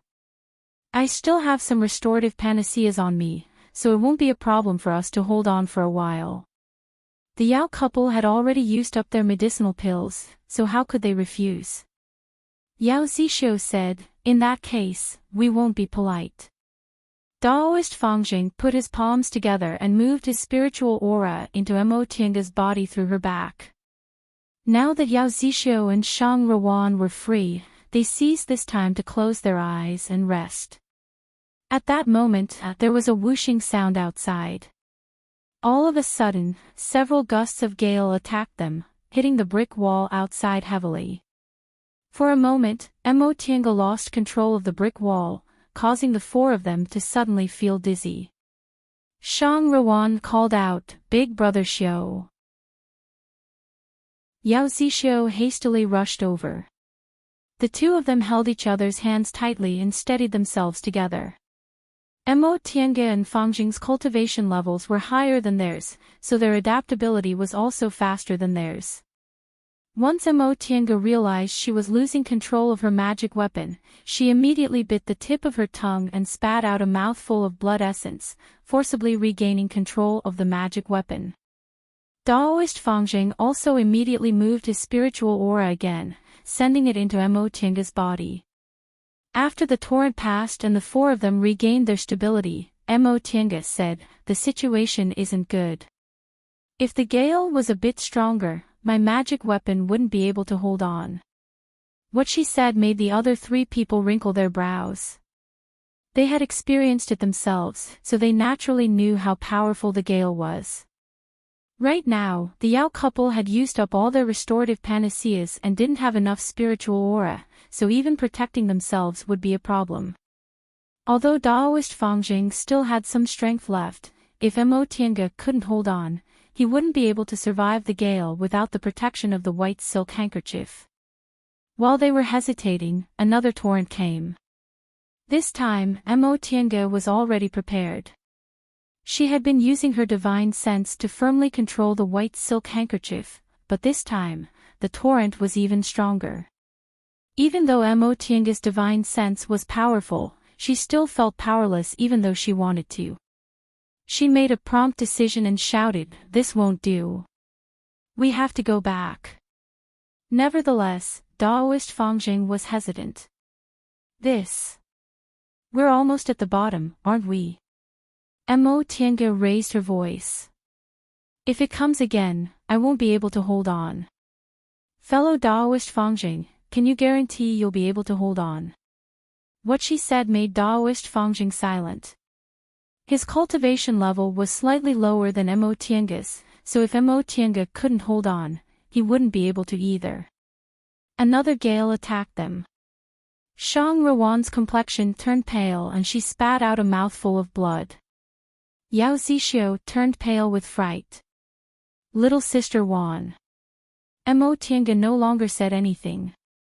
She immediately manipulated the flying sword to change its flying direction.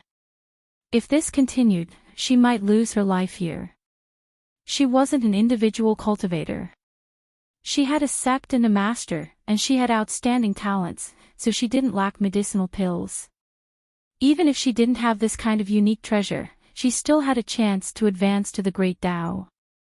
If she lost her life for something that might not even exist, she would lose more than she gained.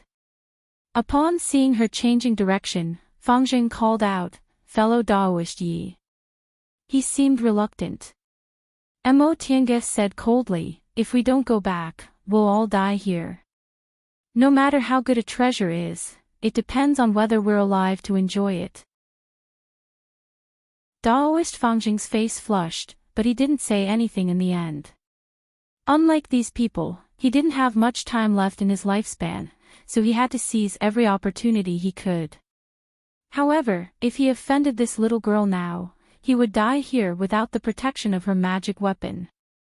He stared at the bottom of the ravine, which was visible to the naked eye, with an unwilling expression on his face. Yao Zixio was also unwilling.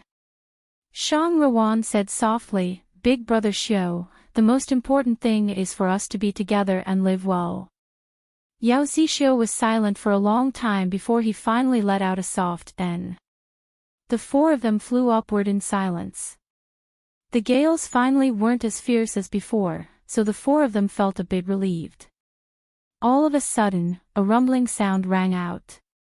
The Yao couple looked up and immediately turned pale with fright. Fellow Taoists. Mo Tiange followed their line of sight and looked up. Her eyes immediately widened. A part of the mountain wall was cracked by the gales and was falling towards them. Brother Yao, quickly block it. Taoist Fangjing shouted. The Yao couple finally regained their senses. They hastily joined hands to make hand seals, creating a protective cover above everyone's heads. This brick wall transformed from the white silk handkerchief only had 4 sides, so it couldn't block the falling stones, so they could only rely on this protective cover. Mo Tiange's heart sank when she saw this. Without any time to think about anything else, she put her hand into her chinquan bag, grabbed a handful of medicinal pills, and stuffed them into her mouth. Right after that, she felt a huge tremor around her body.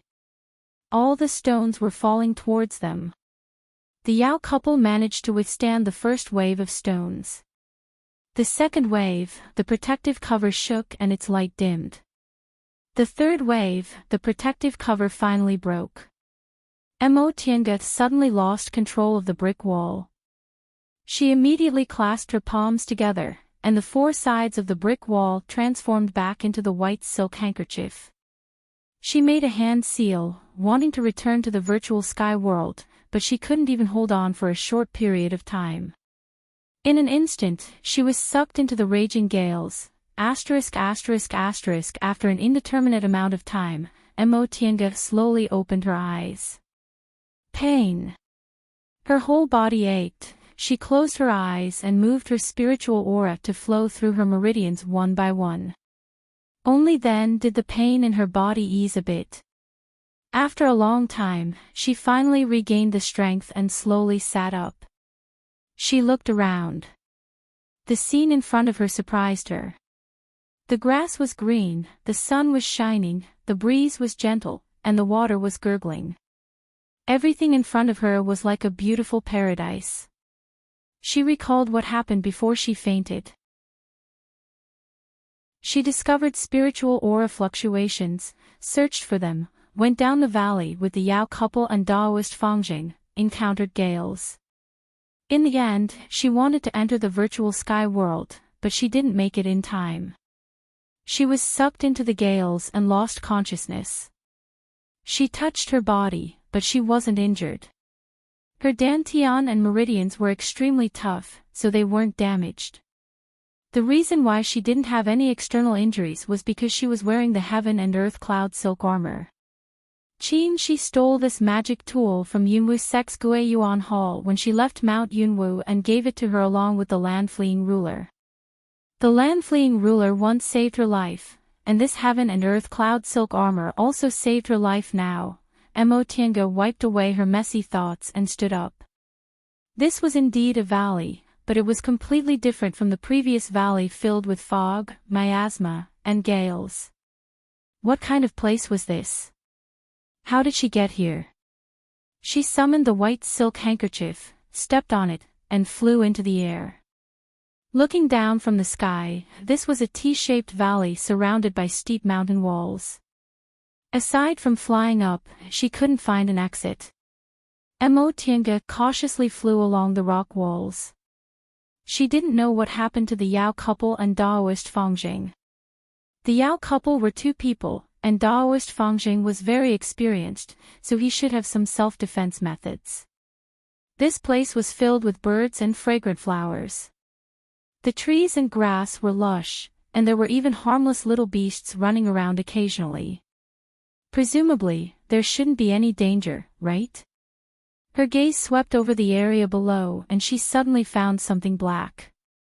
Mo Tiange wrinkled her brows and started to descend.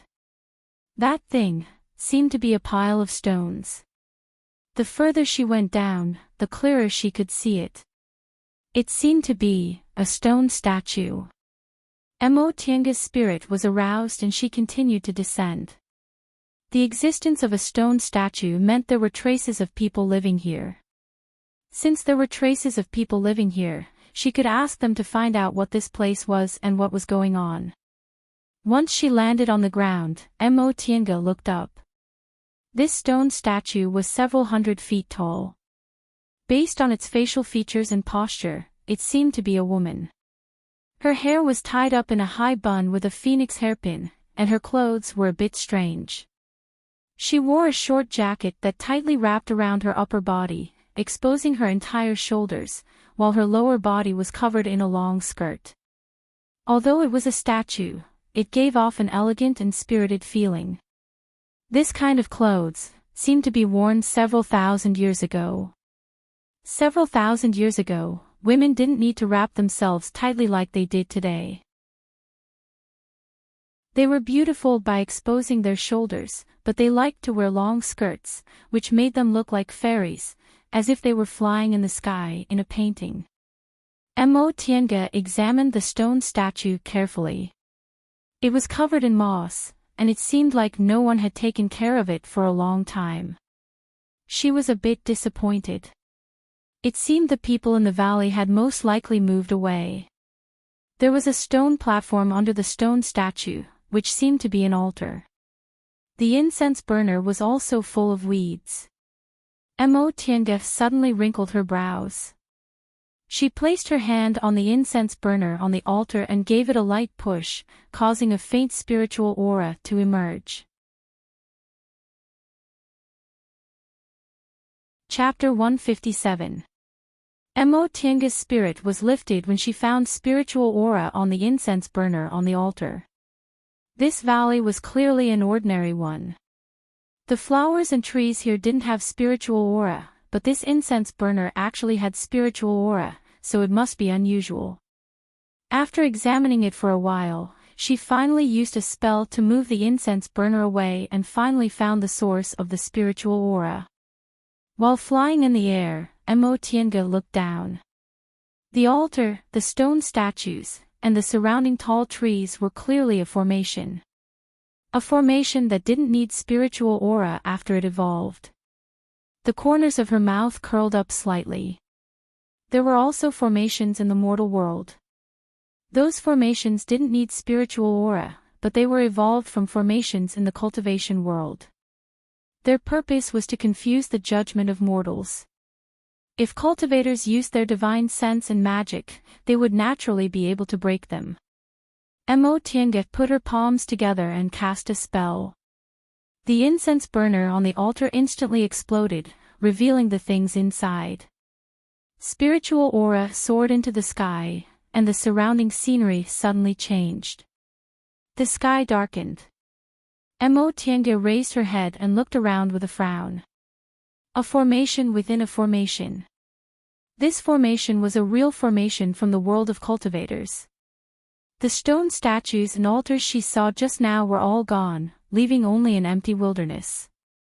No, this was an illusion. She held the shuttle of flying Apsara in her hand and summoned the white silk handkerchief. Mo Tiange instantly flew up and made a hand seal.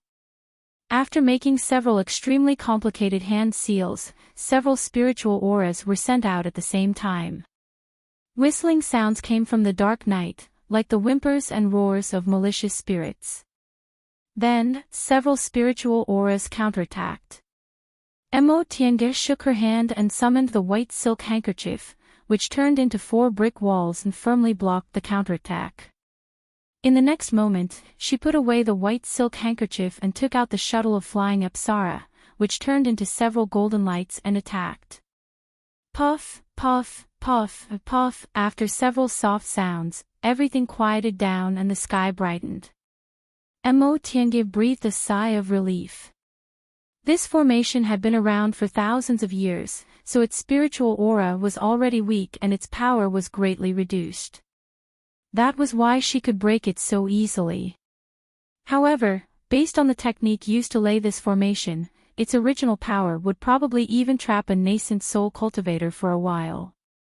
Could it be that the person who laid this formation was a nascent soul cultivator? With this thought in her mind, Mo Tiange cautiously observed her surroundings. The formation was broken, and the scenery returned to its original appearance. A hole appeared under the incense burner, and spiritual energy surged out.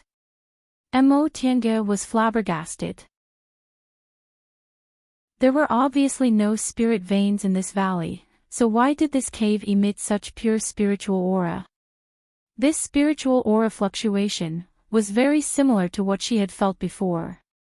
Upon discovering this, Mo Tiange cautiously approached it. She first used magic to probe it, then caught a live animal and put it inside. Only after confirming that there were no abnormalities did she slowly step inside. The cave entrance was extremely narrow, probably only wide enough for one person to pass through. Following the stone steps, they walked down step by step until they reached a spacious hall.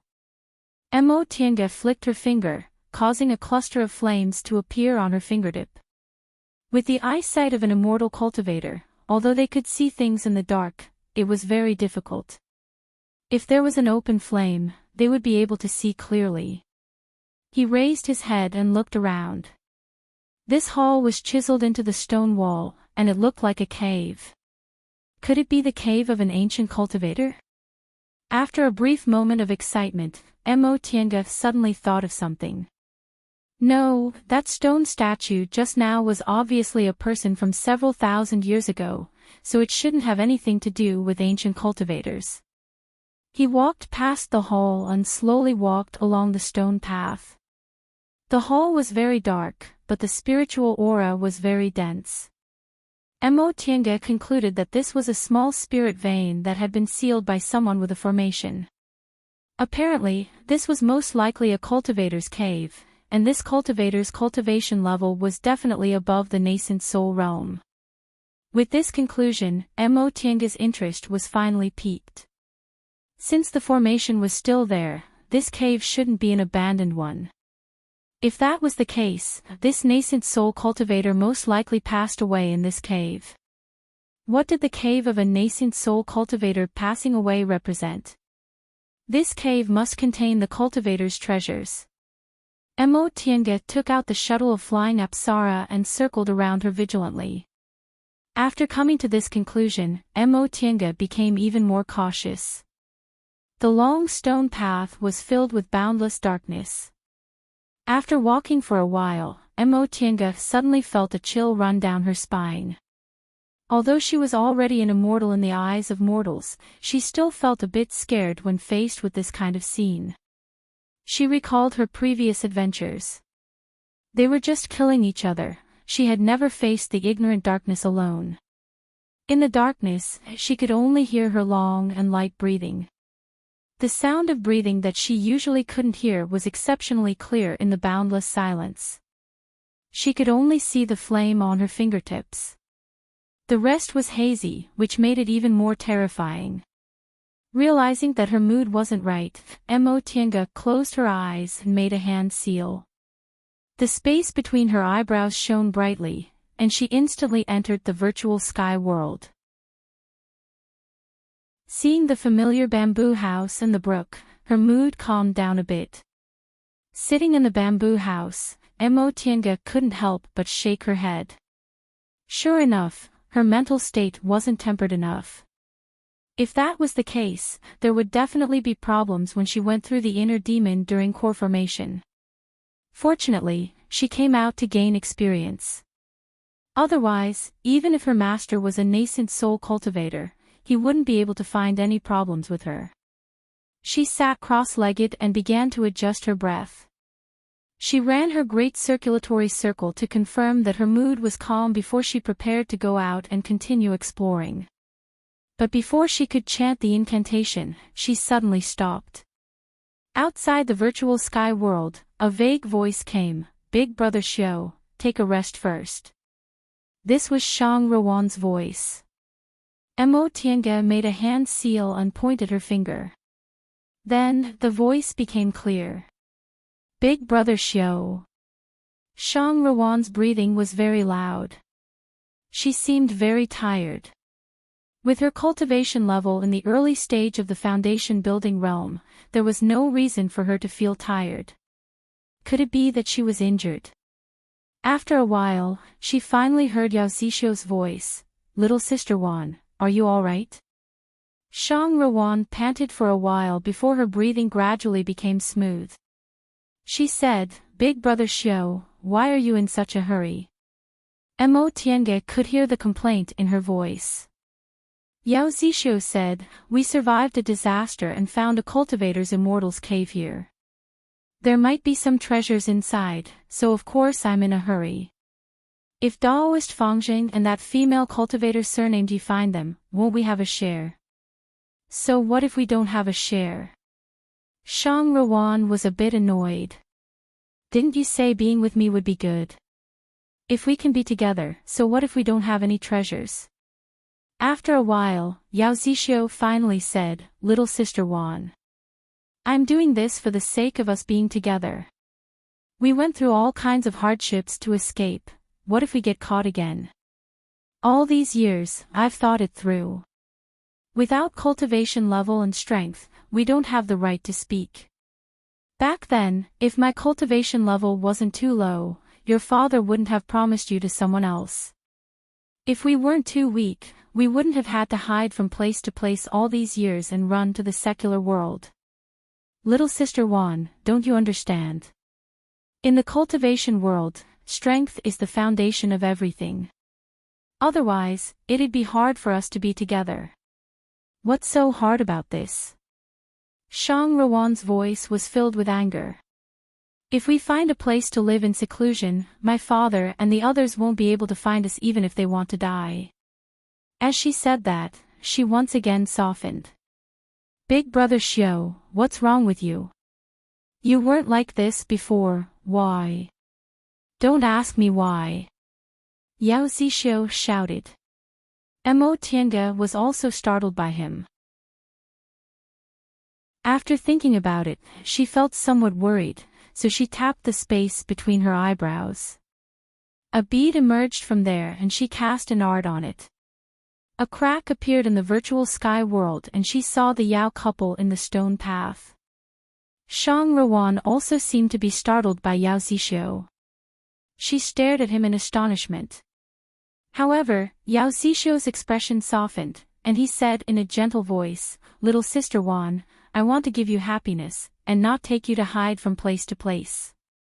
I want to bring you back openly one day, and let your father and the others know that your choice of me was right." Upon hearing what he said, Shang Ruan looked touched. "You don't have to be like this. I've already said it before, I don't care what your cultivation level is. It's enough as long as I can be with you." "No, little sister Wan," Yao Zishu insisted. I can't be that kind of cowardly man. If that's the case, everything your father said back then would be right. I only have 3 spiritual roots, even building my foundation was very difficult for me. If you didn't secretly give me your foundation building pills, I don't even know if I could build my foundation. I want to prove to your father that although my aptitude isn't good, I can still build my foundation." After listening up to this point, Mo Tiange roughly understood what was going on with this Yao Zishu couple. These two people weren't individual cultivators whose clans had declined at all, they were cultivators who escaped from their clans. It was probably true that they were childhood sweethearts. After growing up together, they developed feelings for each other over time. However, Yao Zishu's aptitude was only average, he couldn't enter Shang Ruan's father's eyes, so he forbade the two of them from seeing each other. As a result, Shang Ruan secretly eloped with Yao Zishu. Perhaps there were some mistakes in the details, but that was most likely the case. However, Mo Tiange had a bad premonition when she heard what Yao Zishu said. Shang Ruan was in the middle of the situation, so she probably didn't notice Yao Zishu's hidden thoughts. He said he wanted to give her happiness, but his gaze was flickering in a place Shang Ruan couldn't see. She was afraid that this man was already unwilling to live a life that only had love. With a hint of a sneer on her face, Mo Tiange continued to listen to their conversation. Shang Ruan was finally convinced. She leaned against Yao Zishu's chest and said softly, "Big brother Xiao, don't worry. On our way here, we didn't find any traces left by other people. Presumably, we were the only ones who found them. I quite like that little sister from Yi clan, but I wonder if she's still alive. Rest assured, That girl's cultivation level is higher than ours. Even if the two of us joined hands, we probably wouldn't be able to defeat her. She also has a spiritual treasure, so she should be fine. That's true, Yao Zixio said, this fellow Daoist Yi. I really don't know her identity. How old do you think she is? Shang Ruan thought for a moment then answered, although this little sister's behavior is steady, I can tell she's still a little girl at first glance. I can't give a specific age, but she's most likely below 80 years old. Below 80 years old. Yao Zixio's gaze flickered as he muttered, at this age, she's actually already in the peak of the middle stage of the foundation building realm. If she's lucky, she'll probably be able to form her gold core when she's 100 years old, right? She must be an elite disciple of a big cultivation group. Most likely, Shang Ruan said. Judging from the spiritual treasure she has, it's far superior to her peers, so she definitely can't be an individual cultivator. I'm afraid a small cultivation group wouldn't be able to nurture someone like that. Yao Zixio nodded inwardly. His gaze was contemplative. If that's the case, it's actually a gain, what? Shang Ruan didn't hear him clearly. Yao Zixio promptly chuckled. It's nothing. Little Sister Wan, are you feeling better? Should we keep going? Chapter 158. Once the Yao couple had gone far away, Mo Tiange pressed the space between her eyebrows and came out of the virtual sky world. She stared in the direction they left, lost in thought. Shang Ruan didn't see it, but she did. This Yao Zixio's gaze kept drifting. She was afraid he didn't mean what he said. When he mentioned her, his gaze had a different meaning. Although Shang Ruan was observant, she trusted her husband wholeheartedly, so she didn't notice anything. Alas! Based on their conversation, they once had an unforgettable love. They even ran away from home and eloped in spite of other people's gazes. Who would have thought that such an unforeseen event would happen after their loving companionship? That Yao Zixio was obviously unwilling. How could cultivators completely give up on their cultivation? When they eloped, they might have been sincere, but after they obtained her, they weren't willing to be like this for the rest of their lives, so they still wanted to advance their cultivation levels. What about bringing her back openly? That was all a lie. He just wanted to obtain power. After thinking for a while, Mo Tiange shook her head. This was someone else's business, it wasn't her place to meddle. It was just unfortunate for Shang Ruan. Although her cultivation level was average, her mental state surpassed many cultivation group disciples. Based on their conversation, her aptitude probably wasn't bad either. If she cultivated diligently, she might be able to advance. Love. Wasn't Tianqiao like this back then? At first, the two of them were loving and sweet, but as time passed, Meng Sigue developed some habits. The originally lively and enthusiastic Tianqiao turned into a compromising person. This Shang Ruan was probably even more miserable. She abandoned everything to elope. If she lost everything in the end, wouldn't she lose everything?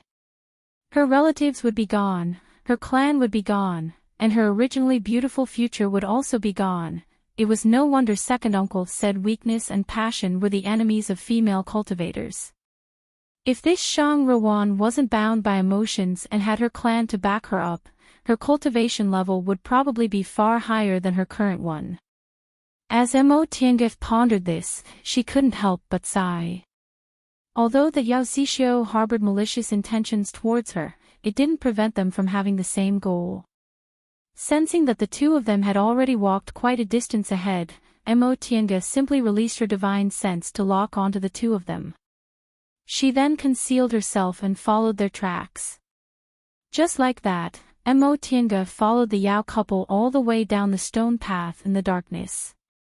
She was unexpectedly safe and sound. What made Tiange vigilant was that after the Yao couple entered a stone door with her divine sense, she couldn't sense any traces of them anymore. Just as Tiange was hesitating whether she should enter this obviously mysterious stone door, she suddenly sensed another person's breath. It was Daoist Fangjing. Due to the incident with Yao Zishu, Tiange naturally became even more vigilant. Once she sensed Daoist Fangjing's aura, she immediately activated the virtual sky mirror and hid inside it. Ha! Daoist Fangjing let out a cry of surprise, then vigilantly looked around for a while. He then quickly walked towards the stone door the Yao couple entered through. Similarly, after Daoist Fangjing entered that stone door, his aura disappeared without a trace. Just as Tiange was about to come out of the virtual sky mirror, she saw another group of 5 people entering the hall. Among the 5 people, 2 male cultivators were in the middle stage of the foundation building realm, while the remaining 3 female cultivators were in the early stage of the foundation building realm. It was unknown if the 2 male cultivators were together, but the 3 female cultivators were obviously disciples of the same sect.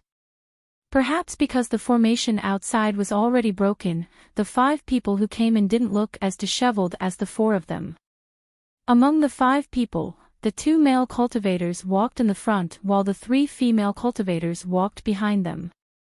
Tiange decided to go in and give it a try. Since the formation outside was easy to break, if there was any danger inside, with the virtual sky mirror in hand, even if she couldn't obtain any benefits, she wouldn't lose her life. Besides, this time, she was going out to gain experience, so she couldn't be too careful. Otherwise, this experience would seem meaningless. After Tiange came out of the virtual sky mirror, she also stepped through the door without any hesitation. Once Tiange entered the stone door, she sensed a fluctuation of Wood's spiritual aura coming from under her feet. Furthermore, the stone floor was moving at a constant speed. Tiange's vision darkened for a moment before it brightened again. She discovered she was inside a domed hall, and under her feet was a circular stone platform floating in the air. Not far from her, there were 4 circular stone platforms floating in the air. One of them was occupied by the Yao couple, Daoist Fangjing, the 2 male cultivators who came later, and the 3 female cultivators from the same sect. The 5 stone platforms were gold, cyan, blue, red, and yellow respectively. They emitted pure spiritual aura of the 5 elements. Tiange was standing on a cyan stone platform. When this stone platform moved until it formed a pentagon with the other 4 stone platforms, it stopped. Shang Ruan, who was sitting on the red stone platform, looked fine now. Once she saw Tiange standing still, she smiled and said to Tiange, "Little sister, fortunately, you also came in without a hitch." Shang Ruan knew Yao Zishu harbored malicious intentions towards her, but Shang Ruan was completely unaware of it and treated her so warmly. In contrast, Tiange actually felt this woman was a bit kinder, so she returned a smile and said, "Thank you for your concern, big sister." Once Shang Ruan finished greeting her, she asked in a very natural manner, "What do you think of this hall?" Tiange looked around then answered, "Big sister and the other fellow Taoists came in early. I wonder if you've discovered anything." With a smile, Shang Ruan pointed at the 2 male cultivators on the yellow stone platform and said, "Fellow Daoist Lu and fellow Daoist Wang said this thing is called a 5 elements platform, but they don't know how to activate it." Upon hearing what she said, Tiange looked at the 2 male cultivators and asked, "Does this 5 elements platform belong to the category of magic tools or?" The slightly taller of the 2 male cultivators answered, 5 elements platforms first originated from Tianliang School on Mount Yuzhu in Kunwa mountain range. It has a history of several thousand years. Because Mount Yuzhu has a stone forest structure, the cultivators in that area all live on the stone pillars. The 5 elements platforms were originally built by them for the convenience of the disciples in their school who had low cultivation levels and couldn't fly. However, according to the book, The reason why the 5 elements platforms are called 5 elements platforms is because each stone platform is evolved from a formation. Even if the 5 elements aren't controlled by humans, they can still fly according to a certain pattern on Mount Yuju. Although this stone platform's appearance and function are almost the same as the 5 elements platforms in the book, each of them clearly occupies one of the 5 elements. Furthermore, there's nothing else in this hall. It's really beyond what I've seen. The male cultivator standing next to him waited for him to finish speaking, then added, ordinary things can only be controlled by 3 kinds of things: divine comprehension, spiritual aura, and primordial blood. However, if you make a mistake, I don't know what will happen. Seeing that the 2 male cultivators were able to clearly understand the origins of things related to formations, it could be assumed that they were from a sect that specialized in formations. One of the 3 female cultivators from the same sect was the first to reveal a hint of fear. She looked at the stone door that hadn't been closed yet and softly said, "Senior Marshal Sister Yen, we don't know anything about formations, so it's hard for us to judge whether this is right or wrong. How about we leave first?" The other female cultivator frowned and agreed. Junior Marshal Sister Yun's words are reasonable. Besides, we still haven't finished the task Master gave us, so we shouldn't take any risks. Senior Marshal Sister Yen nodded and said, "Since that's the case, it's more important for us to get down to business." Unexpectedly, just as she finished speaking, the stone platform floated toward the stone door. The 3 of them cried out in surprise. When the stone platform floated to the door, the 3 of them glanced at each other. Senior Marshal Sister Yen said, "How about we think about it together and go back to where we were just now?" The 3 women reached an agreement, and the stone platform actually moved back to its original position. A hint of joy flashed across everyone's faces in the main hall. However, after feeling pleasantly surprised, everyone revealed bitter smiles again. Shang Ruan was the first to show a bitter smile. "Even if we know how to use it, we don't know where we're going." Unexpectedly, Shang Ruan's question, "Where we're going," echoed in the main hall. A white light flashed before everyone's eyes, and they saw 5 large words floating in the middle of the main hall. Mo Tianga's position happened to be opposite to Shang Ruan's, so she could only see the 4 words in reverse: "This life eternal heaven. This life eternal heaven." Mo Tianga only had enough time to think of these words in her divine comprehension before she sensed the stone platform moving quickly. The other stone platforms also acted the same way as this one. They all started to spin rapidly with the center of the main hall as the center. The gales they experienced when they entered the valley were actually swirling upwards from the empty bottom of the main hole. Just as Mo Tianga was about to release her protective aura, she saw a circle of bright blue light erupting from the edge of the stone platform. Right after that, she felt there was nothing under her feet, so she subconsciously summoned the white silk handkerchief.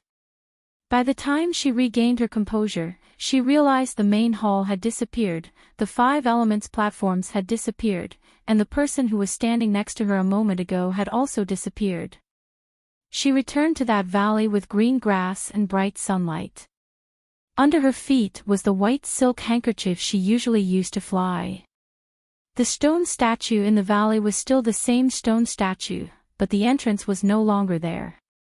On the precipitous mountain wall she saw just now, there were now many stone platforms shaped like entrances. There were many 5 elements platforms flying in the valley, and each 5 elements platform was formed by 5 ring-shaped colors. The trees in the valley weren't as short as before.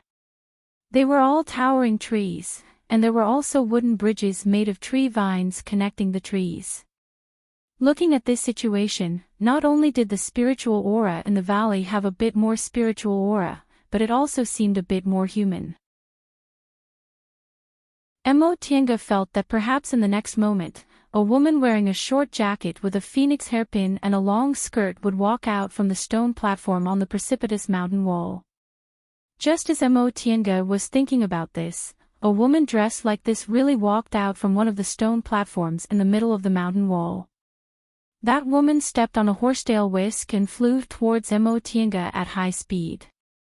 Emotianga was ready to take action, but the woman said, "Fellow Daoist, do you see the two junior martial sisters who came with me?" Emotianga took a closer look. Although her attire had completely changed, this woman was obviously the woman surnamed Yen from the main hall just now. However, under this attire, she looked even more graceful and charming. Emotianga said with astonishment, "Fellow Daoist Yen, why are you dressed like this?" A trace of astonishment flashed across the woman surnamed Yan's face. She said, "Miss, aren't you also dressed like me?" Emotianga was about to refute when she felt a chill on her shoulder. She looked down and saw that she, who was still wearing a loose robe with big sleeves, was now wearing a short jacket and a long skirt just like the woman surnamed Yen.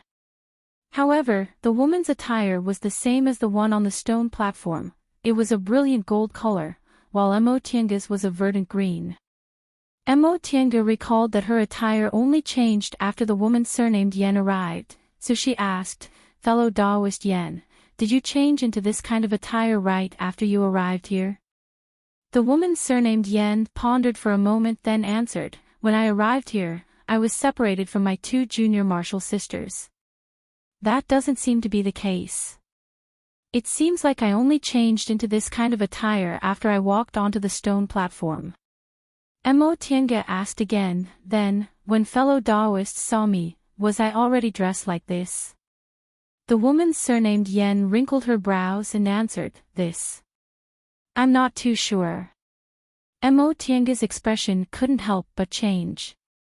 Divine comprehension could actually play such a big role in this place.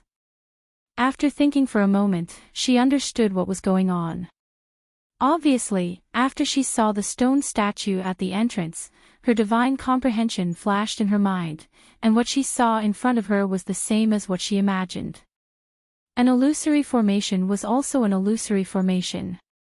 More than 10 years ago, she and Wei Jiaxi experienced an illusion during the demonic beast riot. However, compared to this illusion, that one was simply too crude. Emotianga once recalled that if she went to experience that illusion today, she would definitely be able to break it in the first round. However, the illusion in front of her was clearly fake, yet it looked flawless. Upon seeing Emotianga's expression suddenly change, the woman surnamed Yen furrowed her brows and asked, "Fellow Daoist, is there something wrong?" Emotianga slowly exhaled. While carefully observing her surroundings, she said, "Fellow Daoist, could it be that you haven't noticed that whatever we think about becomes real?" Just as this thought flashed through her mind, a spiritual beast that looked like Xiaohua suddenly appeared on the grass and pounced towards her. Emotianga reached out her hand and stroked the head of this Xiaohua. It was smooth to the touch, just like the real thing. Upon hearing what Emotianga said, the woman surnamed Yan's expression immediately changed. She pondered for a moment then made a hand seal, sending a wind blade towards Xiaohua. Unexpectedly, Xiaohua suddenly jumped and rolled away, spewing out an ardent yang real fire. "Ah!" The woman surnamed Yen hastily dodged, but she still shouted at Emotianga, "Fellow Daoist, isn't this real?" Emotianga shook her hand, and the shuttle of flying Apsara turned into a golden light that surrounded Xiaohua. She then used the soul-refining art and fiercely pressed it down. The second-rank spiritual beast, Xiaohua, immediately let out a whimper and fell to the ground. She stared at Xiaohua's corpse and said slowly, "This is fake." The woman surnamed Yen stared at her in a daze. Just now, she personally tested it. This spiritual beast was indeed a second-rank spiritual beast, but when Emotianga attacked, this spiritual beast didn't even have the chance to resist and was killed. Why is it fake?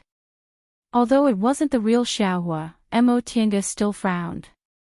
She turned her head away from the badly mutilated corpse of the spiritual beast and explained to the woman, "I didn't bring any spiritual beasts with me on this trip.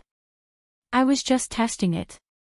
Sure enough, as soon as I thought of spiritual beasts, it transformed into my spiritual beast's appearance. Moreover, even its cultivation level was the same. There was only one flaw. When Xiaohua advanced to the second rank, his ardent yang real fire turned into sun real fire, so this fake Xiaohua had the appearance of a real second-rank inferno beast. Upon realizing this, Mo Tiange's brows furrowed again. To be able to do this, it showed that the master of this illusory formation used his own thoughts to set up the formation. However, this also showed a deeper problem. The master of this illusory formation had very profound knowledge. He seemed to be able to transform whatever the person who entered the formation thought of. This point was even more terrifying than the power of the illusory formation itself. The existence of an illusory formation proved that the master's attainments in formations were very high. However, all formations could be cracked. Nevertheless, with his knowledge, this illusory formation had no flaws at all. Moreover, from another perspective, what kind of person could have such profound knowledge? He could actually imitate the things most people thought of without the slightest error, except for some mutated things. This was too terrifying. The more Mo Tiange thought about it, the more she felt that the master of this illusory formation had abilities beyond her imagination. In the end, her forehead was already covered in fine beads of sweat. Although the woman surnamed Yen heard Mo Tiange's explanation, she didn't understand why Mo Tiange had such a reaction and was full of doubts. However, the fact that Mo Tiange easily killed a second-rank spiritual beast just now made her realize that Mo Tiange's strength was a bit higher than that of ordinary middle-stage foundation-building cultivators. She couldn't help but feel a hint of reverence towards Mo Tiange. Little sister Yen Ruoshu from Bishuan Court. May I ask big sister's name and which group you're from? At first, she only called Mo Tiange Miss or fellow Daoist, but now, she called her little sister and called her big sister on purpose. Mo Tiange just said faintly, I'm Yi Xiaotian. My master is nameless. Presumably, fellow Daoist also doesn't know me. Mo Tiange's indifferent tone and her unwillingness to say her master's name made the woman named Yen Ruoshu rather angry. However, when she thought about the current situation, Mo Tiange's expression remained calm, so she swallowed her anger. Big sister Yi, what's going on? It should be an illusory formation. Mo Tiange lowered her head to look at herself. She closed her eyes to think. When she opened her eyes again, sure enough, her clothes had returned to their original appearance. Illusory array. Yen Ruoshu turned her head to take a look. The flowers, the trees, the spirit beasts, and the birds were all real. She couldn't help but feel afraid. What should we do? There's nothing I can do for now. Mo Tiange took out the white silk handkerchief and the shuttle of flying apsara and prepared herself to face the enemy. She then turned her head and said, let's go. We'll look for other people first. If we can find them, we'll think about our next step. All right. Yen Ruoshu had no choice but to nod her head helplessly. After walking for a while, Yen Ruoshu asked, Big Sister Yi, did you also come here to work in the secular world? While walking, Mo Tiange attentively observed her surroundings. When she heard Yen Ruoshu's voice, she hastily answered. Yen Ruoshu continued. That's truly a coincidence. We three senior sisters and junior sisters were ordered by Master to come to the mortal world to handle some matters, and we just happened to notice spirit energy escaping from here, so we came over to take a look. Sister Yi, what do you want to do? If it's a coincidence, can you come with us? This woman was indeed a bit noisy. Mo Tiange wrinkled her brows and said, I left the mountain to travel under my master's orders, so I'm not sure where I'm going. Ah, then how about Sister Yi come with us? We are both women, so we must have a lot of common topics. Big Sister Yi. Mo Tiange frowned inwardly as this woman kept talking about Bishuan Court. Mo Tiange knew what kind of cultivation group Yan Ruoshu was talking about was Bishuan Court. Reportedly, this cultivation group only accepted women. It was built in an extremely secretive place and rarely had any contact with the outside world. It was a relatively mysterious cultivation group. The power of this cultivation group wasn't big nor small. Its scale was roughly the same as Yunwu's sect or Zixia sect in the past. However, this Yan Ruoshu was very indifferent towards Mo Tiange before, but now, she was a lot more enthusiastic. Obviously, she was alone in this place.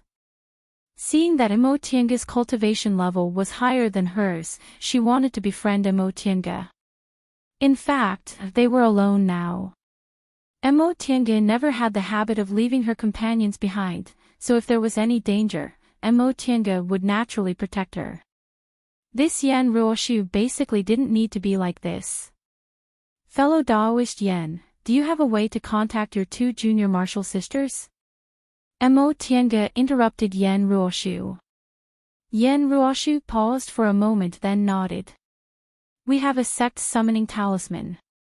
The so-called sect summoning talisman was a method for disciples of the same cultivation group to communicate with each other. This talisman was different from a personal summoning talisman. It used a special method.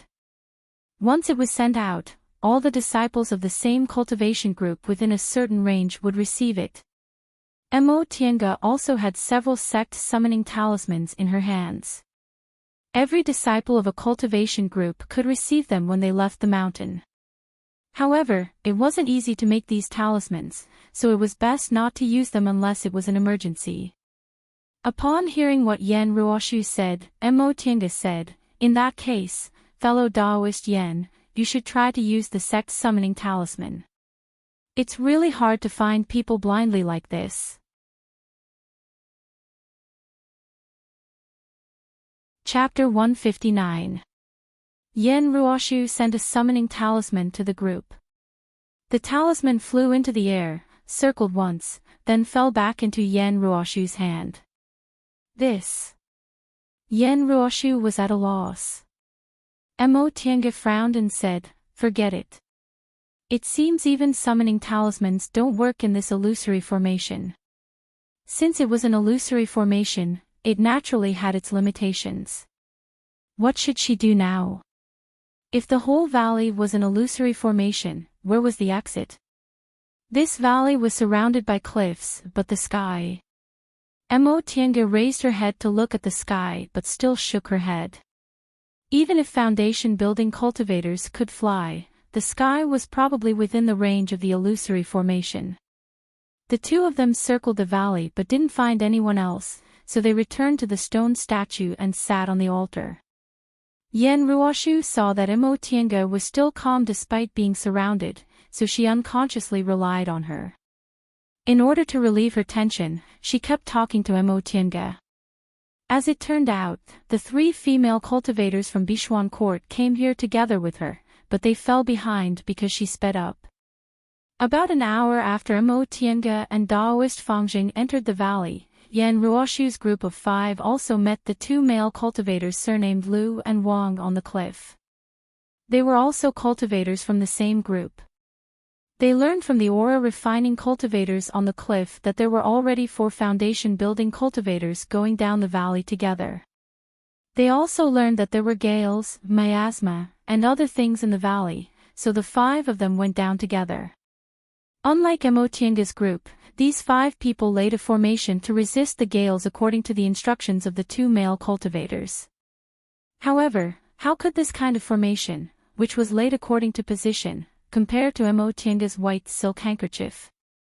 They only went about 300 meters down, but they already felt it was difficult to resist. At that moment, for some reason, the gales suddenly weakened, so they could go down the valley smoothly. As soon as they entered the valley, they discovered that it was completely different from the dangerous gales and miasma high up in the sky. It was quiet and beautiful like a paradise. After searching for a while, they finally found this stone statue. When Mo Tiange heard this, she roughly understood what happened. After they were swept down by the gales, she didn't lose consciousness for long. Later, they found the stone statue and broke the formation, so the gales weakened and the 5 of them were able to reach the bottom of the valley smoothly. After understanding what happened, Mo Tiange felt even more puzzled. After thousands of years, the formation had long since lost its original might, which was why she was able to break it so easily. However, she had never imagined that the formation could actually affect the astral winds in the valley.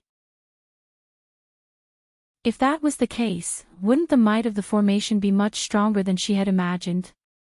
The hidden little spirit vein, the formation of the altar, the mysterious 5 elements platform, and this illusory formation that he knew was fake but couldn't see through, the master of this place was really terrifying. In addition, this valley was clearly as beautiful as a fairyland, but the air was filled with miasma and astral winds, as if it was deliberately not letting outsiders know. Putting all these together, it sounded like some kind of expert was living here in seclusion. However, what about the stone statue and the altar? The two appeared in the same place, which was like worshipping gods in the mortal world, but there were traces of immortal cultivators everywhere. Could it be that there were mortals in this valley who worshipped the immortal cultivators who lived here as gods? She thought of several possibilities in her mind, but Yen Ruoshu was still jabbering on and on. Mo Tiange was annoyed by her, so she stood up and said, "Fellow Daoist Yen." Yen Ruoshu was stunned. "Let's split up and search. If we run into other people, we'll meet here." This. Yen Ruoshu was at a loss. She was indeed a bit scared to be alone. Mo Tiange's heart softened when she saw a trace of fear flashing across her face, but also embarrassed to say it out loud. She found this person too weak and displeasing to the eye, but she was actually just a timid woman who didn't have any bad intentions.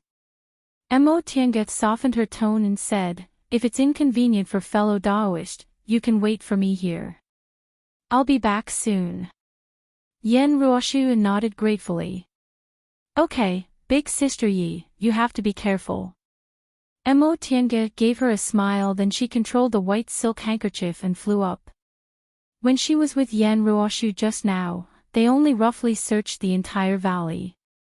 This time, without Yen Ruoshu chattering on the side, Mo Tiange carefully searched the stone platforms one by one. The location of the stone statue in the T-shaped valley happened to be in the bottommost hook. There was also a long valley path that was horizontal and vertical. There were too many trees and their branches were too lush, making it inconvenient to fly. Mo Tiange simply got off the white silk handkerchief and walked along the vine bridge.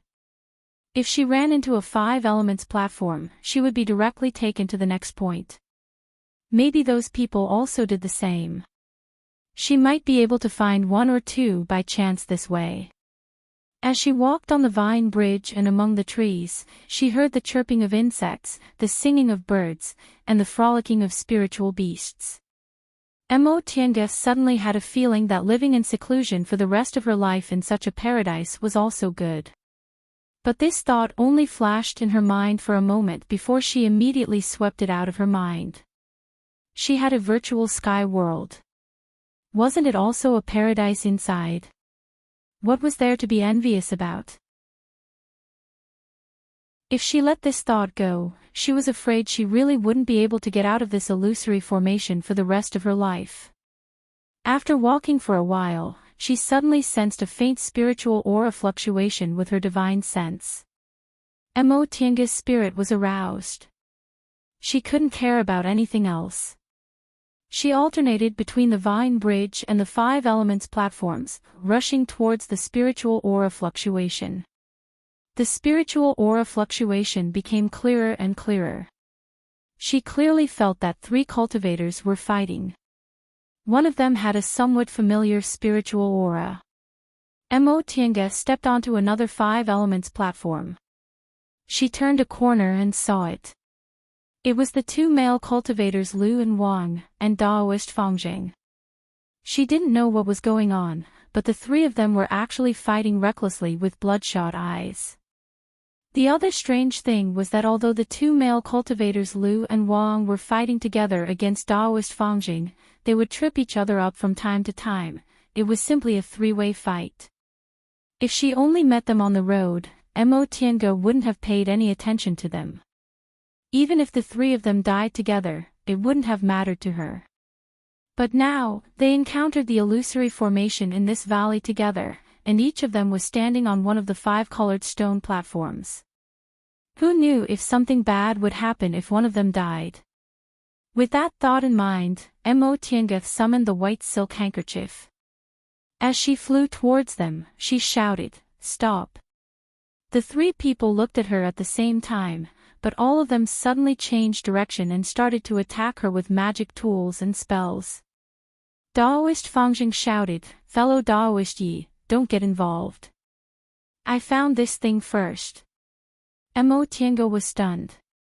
She didn't have time to think about the meaning of his words because the attacks from the three people's magic tools had already arrived. She raised her hand, causing a brick wall to fall and completely block the three people's attacks.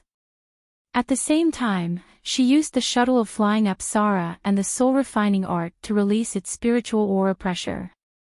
The three people immediately felt their heads go numb and their movements were a step slower.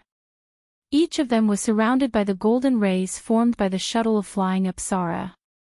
Nevertheless, these three people weren't mediocre. Among the 9 people trapped in this valley, 5 of them were in the early stage of the foundation building realm, while the 4 of them were in the middle stage of the foundation building realm. Mo Tiange wasn't afraid of facing 3 middle stage foundation building cultivators at the same time. But even if she wasn't afraid, it was still very difficult for her. She borrowed the spiritual aura pressure from the second layer of the soul refining art to seize the initiative and split the shuttle of flying Apsara into 3, trapping the 3 people at the same time. In the next moment, the 3 of them reacted and each used their own methods. Daoist Fangjing used a horsetail whisk. Although it wasn't a high-grade magic tool, it had a lot of experience. Among the 2 male cultivators surnamed Lu and Wang, one used a sword while the other was a talisman cultivator. When the 3 of them attacked her at the same time, even though Mo Tiange's magic tool was powerful, she still found herself in danger. At that moment, the benefits of comparing notes with Yi Jingwen all day long previously showed themselves. Yi Jingwen was a sword cultivator, and his fighting techniques were also superior to cultivators in the same realm as him. He had a move called Thousand Directions Broken Light Sword, which was extremely powerful. When he released several hundred sword auras to attack the enemy at the same time, it was no different from fighting several cultivators at the same time. Now that she saw the 3 people attacking her at the same time, Mo Tiange, who had already prepared her soul refining art, instantly released her spiritual aura pressure. The shuttle of flying Apsara closed and she once again attacked the talisman cultivator surnamed Wang. At the same time, she also summoned the enchanting lantern and firmly blocked their attacks with the white silk handkerchief. Several methods were launched at the same time, and there were practically no pauses in between. This was the result of comparing notes with Yi Jingwen.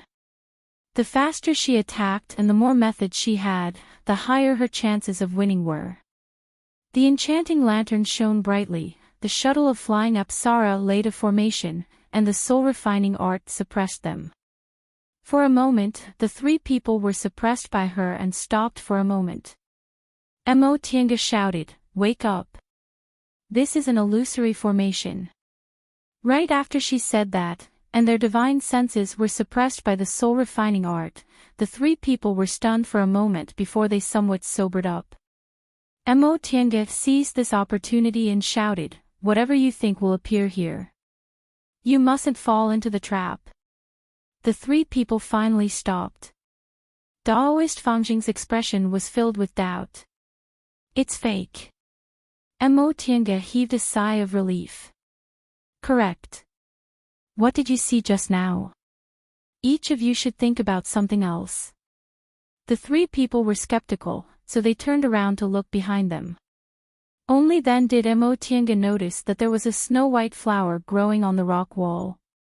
It was surrounded by immortal aura, and it looked like a fairy descending to the world. She suddenly understood. This was the white jade snow lotus, a rare species passed down from the distant past era. It could be concocted into a kind of medicinal pill called Heavenly Fragrance Pill. This pill could help people break through bottlenecks, and it was also effective for nascent soul cultivators. It was no wonder the three of them fought over it. However, there were several stalks in her virtual sky world, and they were much older than this one, so there was no need for her to be jealous. In fact, the three people had been observing her.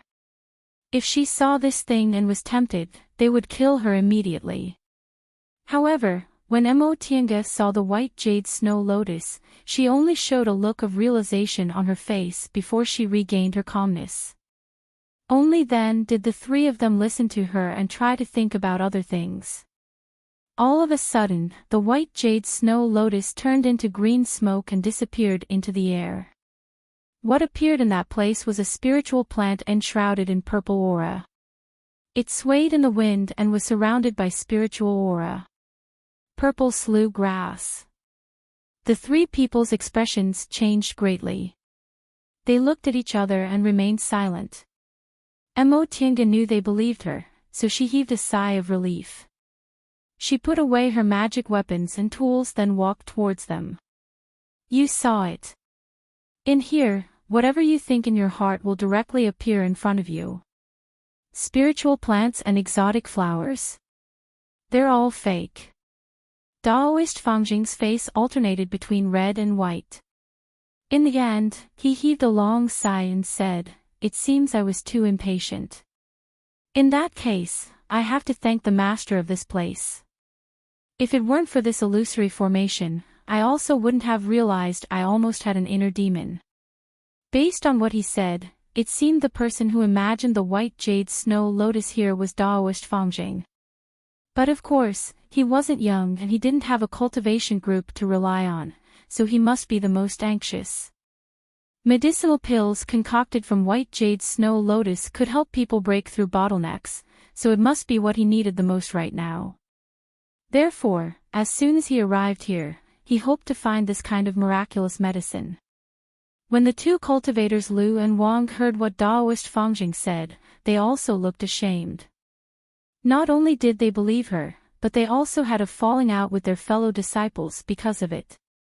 Even if the two of them didn't mention it, there was already a grudge in their hearts. Daoist Fangjing cupped his hands towards Mo Tiange, then said sincerely, "Fellow Daoist Yi, thank you very much for this time." Mo Tiange nodded to accept his bow, then asked, "Fellow Daoist Fangjing, fellow Daoist Lu, fellow Daoist Wang, how did you get here?" The one who answered was still Daoist Fangjing. "After I disappeared from the 5 Elements platforms, I found myself not too far from here. I slowly walked here until I found the white jade snow lotus. Just as I was about to pick it, these two fellow Taoists rushed out." He cast a glance at the two cultivators Lu and Wang. Although he maintained his politeness, there was a hint of disdain in his gaze. Obviously, when the two cultivators Lu and Wang saw the lotus, they also wanted to take it for themselves and had a falling out with their fellow disciples. Mo Tiange wasn't interested in investigating this. She swept her gaze over the two cultivators Lu and Wang, then asked, "Have you seen anyone else?" The three of them shook their heads. Daoist Fangjing asked, "Then what about fellow Daoist Yi? What did you experience on this trip?" Mo Tiange said, "I was transported to the stone statue and I met fellow Daoist Yen. But fellow Daoist Yen was separated from her 2 junior martial sisters, and I also didn't see fellow Daoist Yao and his wife." "Then how did fellow Daoist Yi know this place was an illusory formation? Could it be that you also encountered something?" It was the cultivator surnamed Lu who interrupted. There was a suspicious look in his eyes. Obviously, he thought they also encountered something similar. Mo Tiange said faintly, when fellow Taoist Yen and I met and discovered we were wearing the same clothes from that stone statue, I knew something was amiss. Sure enough, when I tried, I confirmed this place was undoubtedly an illusory formation. Oh. This answer surprised the two cultivators Lu and Wang, but since they saw her methods just now, they didn't dare to say anything. This little girl looked gentle, but her attacks were really terrifying. Her movements were as fast as wind and thunder, and her magic weapon was powerful. Although she was also in the middle stage of the foundation building realm like them, she dared to fight against the three of them alone without showing any signs of losing. They originally thought they were cultivators from cultivation groups, so they looked down on this group of cultivators from the secular world. They thought this female cultivator was an individual cultivator like the Yao couple and Taoist Fangjing. They never expected her to be so powerful. Right now, they were certain Mo Tiange was undoubtedly a cultivator from a cultivation group. Fellow Taoist Yi, what should we do now? The three of them almost killed each other. Fortunately, Mo Tiange reminded them, so Taoist Fangjing was now very polite. Mo Tiange thought for a while then said, we'd better find the others first. We're each standing on one of the 5 elements platforms. We don't know what will happen to the others if they don't pass the test. If something happens to them and we get implicated because of it, things won't be good. The three of them thought about it and agreed. They each stood on one of the 5 elements platforms, so they might have already been recognized as one. What if one of them didn't pass the illusory formation and this formation turned into a killing formation? If they lost their lives just like that, it would be too unjust. Fellow Taoist Yi is right. Taoist Fangjing was the first to agree. Lu and Wang looked at each other and nodded. Shall we go look for them first? Let's split up and search. Mo Tiange said, it'll be faster to find them this way. Fellow Taoist Yen and I agreed to meet at the stone statue. After we find them, we'll go to the stone statue. Just in case. How about we split into groups of 2? It's easy to fall into the trap if you're alone, so it's good to have someone on the side to remind you, Taoist Fangjing suggested. Lu and Wang hesitated for a moment but didn't say anything. They had just fought, and it was obvious that there was a grudge between them. However, in this unfamiliar environment, they could still trust each other a little. That's settled then. Mo Tiange spoke first. Fellow Taoist Lu, fellow Taoist Wang, you two are fellow apprentices, so you'll naturally be together. How about I go with fellow Taoist Fangjing?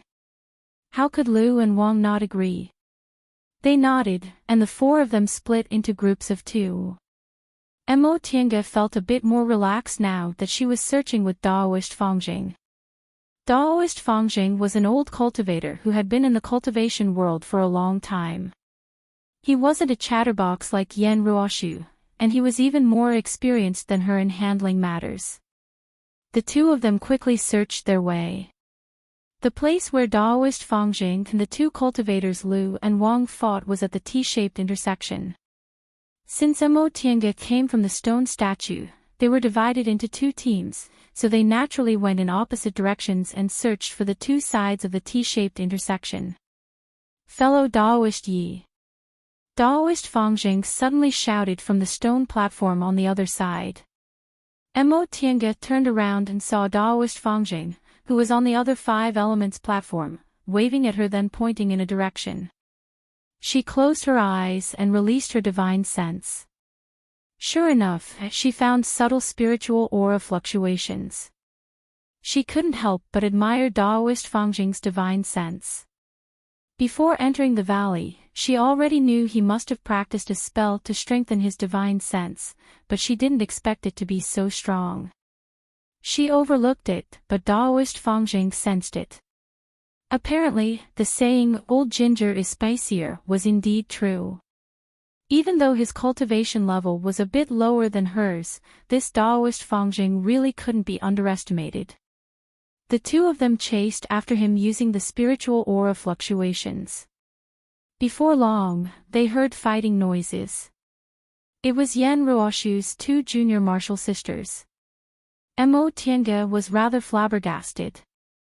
It wasn't a big deal when it came to the two cultivators Lu and Wang. Male cultivators valued worldly possessions, and their characters were also more aggressive. When they came across treasures, it was very likely that they would fight each other even if they were from the same cultivation group. However, these two were female cultivators. Female cultivators rarely fought each other when they ran into trouble, not to mention they were martial sisters from the same cultivation group. Daoist Fangjing was also astonished. The two of them slowly flew over. Sure enough, the two female cultivators from Bishuan Court were fighting each other. Moreover, judging from the way they fought, they didn't seem to be holding back at all. *TCH. In the middle of the fight, one of the female cultivators dressed in black shouted loudly, "You still dare to attack me?" The other female cultivator dressed in yellow, whom Mo Tiange remembered was called Junior Martial Sister Yun by the female cultivator dressed in black, withdrew her jade bracelet magic tool, then uttered a cold humph. "Senior Martial Sister Lu, it was you who attacked first." You, the female cultivator called Senior Martial Sister Lu, had a twisted expression, and her face was filled with resentment. "Fellow Daoist Yi." Daoist Fangjing stopped and said softly, "Look over there." Mo Tiange looked in the direction Daoist Fangjing was pointing. Not far from the two female cultivators stood a white-robed man. He was very handsome, elegant, and suave. Mo Tiange sensed spiritual aura fluctuations coming from his body. His cultivation level was in the early stage of the foundation building realm. She muttered to herself, "This isn't a real person, right?" Daoist Fangjing frowned, then slowly shook his head. "In my opinion, he shouldn't be." Mo Tiange already knew second-rank spiritual beasts could be created inside this illusory formation, so presumably, creating an early-stage foundation building cultivator shouldn't be a problem, right? Since this person appeared where the two women were fighting, he was most likely the reason for their conflict. Alas, it's another emotional entanglement. For female cultivators, feelings were indeed more important than treasures. At that moment, Junior Martial Sister Yun leaned towards the white-robed male cultivator and said in a sweet voice, "Big Brother Tang, look at Senior Martial Sister Lu." Before she could finish, Senior Martial Sister Lu whipped her magic tool whip and said angrily, "Yun Han Yen. Don't go too far. Pretending to be weak and pitiful, what else can you do besides this trick? You're slandering me for hitting you.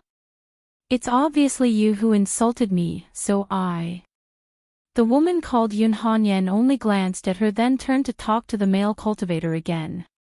"Big Brother Tang, I'm not that kind of person.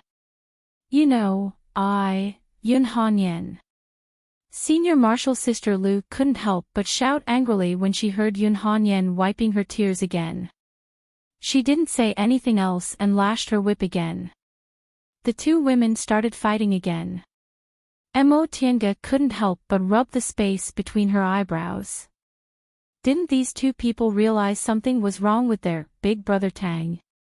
They were jealous of this man, but they couldn't even tell whether he was real or fake. Spiritual beasts and the like could be imitated, but humans were too complicated. Even if they could be imitated, the details would always be different. Since they were lovers, they would naturally be able to tell the difference.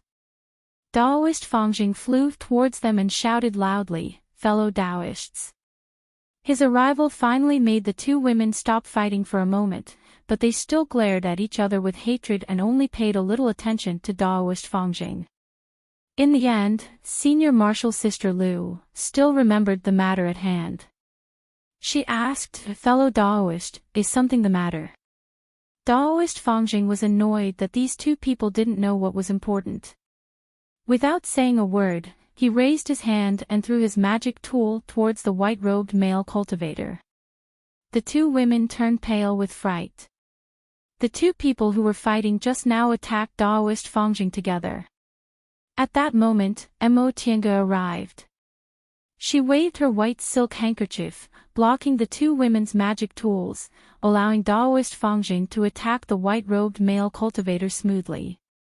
Under Daoist Fangjing's attack, the white-robed male cultivator retreated all of a sudden. He then took out a flying sword and attacked Daoist Fangjing. Daoist Fangjing never expected that a fake illusion would be able to retreat and counterattack. He was stunned for a moment and his reaction was a step too slow. The flying sword brushed past him and cut half of his sleeve. Daoist Fangjing was astonished as he held the half of his sleeve. Mo Tiange shouted, "Fellow Daoist Fangjing, that illusion has the strength of a real person. You must be careful." Daoist Fangjing regained his senses and immediately dodged to the side. He then raised his hand and used magic to fight with the white-robed male cultivator. Under normal circumstances, individual cultivators couldn't compare to cultivators from cultivation groups or cultivation clans because they lacked magic tools, spiritual talismans, spirit stones, and the like. They also didn't have good cultivation techniques, so they were at a disadvantage in fights of magical power. However, outstanding individual cultivators weren't inferior to cultivators from cultivation groups. Because their path to immortality was extremely difficult, they had perseverance and patience that surpassed ordinary people, and they were battle-hardened. Those who could reach the end and stand above everyone else were people with excellent wisdom and tyrannical spells. Although Daoist Fangjing couldn't be said to have excellent wisdom, he had roamed the cultivation world for several hundred years. Being able to reach the middle stage of the foundation building realm and still live well proved that he surpassed other people in certain aspects. The fact that he could hold on for such a long time while fighting against Lu and Wang proved that he had some clues. This white-robed male cultivator was only in the early stage of the foundation building realm, so his cultivation level was slightly lower than Daoist Fangjing's. Furthermore, he was an illusion. Although the illusory formation made him look like a real person, he lacked the flexibility and versatility of a real person in fights of magical power. Once he was tangled with Daoist Fangjing, it only took him a moment to show signs of defeat. Yun Hanyan and Senior Martial Sister Lu were on tenterhooks when they saw Big Brother Tang in danger again and again. However, they were blocked by Mo Tiange and couldn't go forward, so the two of them were furious. They glanced at each other then simultaneously attacked Mo Tiange. When Mo Tiange saw that one of them took out several magic tools and the other threw out a large number of talismans, looking as if they wanted to fight her to the death, she was also annoyed. She wanted to teach them a lesson, so she didn't show any mercy. The shuttle of flying Apsara and the white silk handkerchief both attacked and defended, resolving this move. In a flash, Mo Tiange released the spiritual aura pressure of the soul refining art, causing the two women to freeze. Mo Tiange didn't show any mercy. The golden rays from the shuttle of flying Apsara split into 2 and then 4. Each ray attacked the two women separately. The golden rays were aggressive and their momentum was monstrous. Coupled with the fact that Mo Tiange was suppressing them with the spiritual aura pressure of the soul refining art, the two women no longer had the strength to fight back. They could only watch helplessly as the golden rays pierced their bodies. Ah! Two cries of alarm rang out at the same time. Mo Tiange put away her magic weapons and magic tools then landed on the ground. She stared coldly at the two women. Ah! Also came from the other side. Daoist Fangjing had killed the illusion of the white-robed male cultivator. When the two women heard that sound, they simultaneously turned their heads and shouted, "Big Brother Tang!" Regardless of their injuries, they crawled up and staggered towards the white-robed male cultivator. They threw themselves on his body. Once they saw that he was no longer breathing, they burst into tears. Mo Tiange and Daoist Fangjing glanced at each other. Both of them frowned. Daoist Fangjing was used to worldly affairs, so he couldn't stand this kind of ignorant cultivation group disciples. Mo Tiange was also unhappy that the two women still hadn't realized something was wrong. You. After crying, Senior Marshal Sister Lu crawled up with a tear-stained face. A ruthless expression appeared on her face. I'll fight you to the death. Mo Tiange was furious. She let out a cold humph, then raised her hand and pressed down. The golden rays she held back just now burst out of their bodies. Ah! The two women cried out and fell to the ground. Their shoulders were injured. Why don't you think about why your big brother Tang is here? Mo Tiange shouted, you can't even distinguish an illusion. If I knew this would happen, I would have let you kill each other. The two women were stunned to hear what she said. Their tears hadn't dried yet as they stared at her blankly. Illusion? Senior Marshal Sister Lu asked in a hoarse voice. Mo Tiange was very angry. She turned her head away, not wanting to talk to them. Daoist Fangjing could only step forward and explain, fellow Daoists, think carefully. How did your senior martial brother come here? The two women were stunned.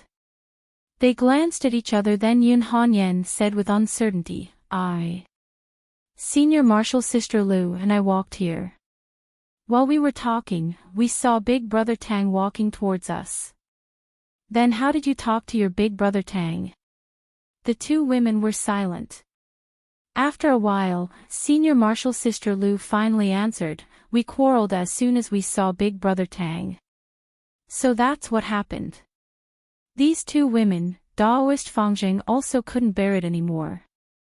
He furrowed his brows and continued to say, calm down and think about it. You've been fighting like this, would your big brother Tang say nothing? The two women were silent at the same time. The mournful expressions on their faces finally disappeared. Because they quarreled as soon as they saw Big Brother Tang, they didn't have time to recall how Big Brother Tang should react. Therefore, this illusion didn't say anything and only stood there in a daze. The hateful thing was, these two women still couldn't tell it apart. Enough. Mo Tiange said coldly, wipe your tears, treat your wounds, and follow us.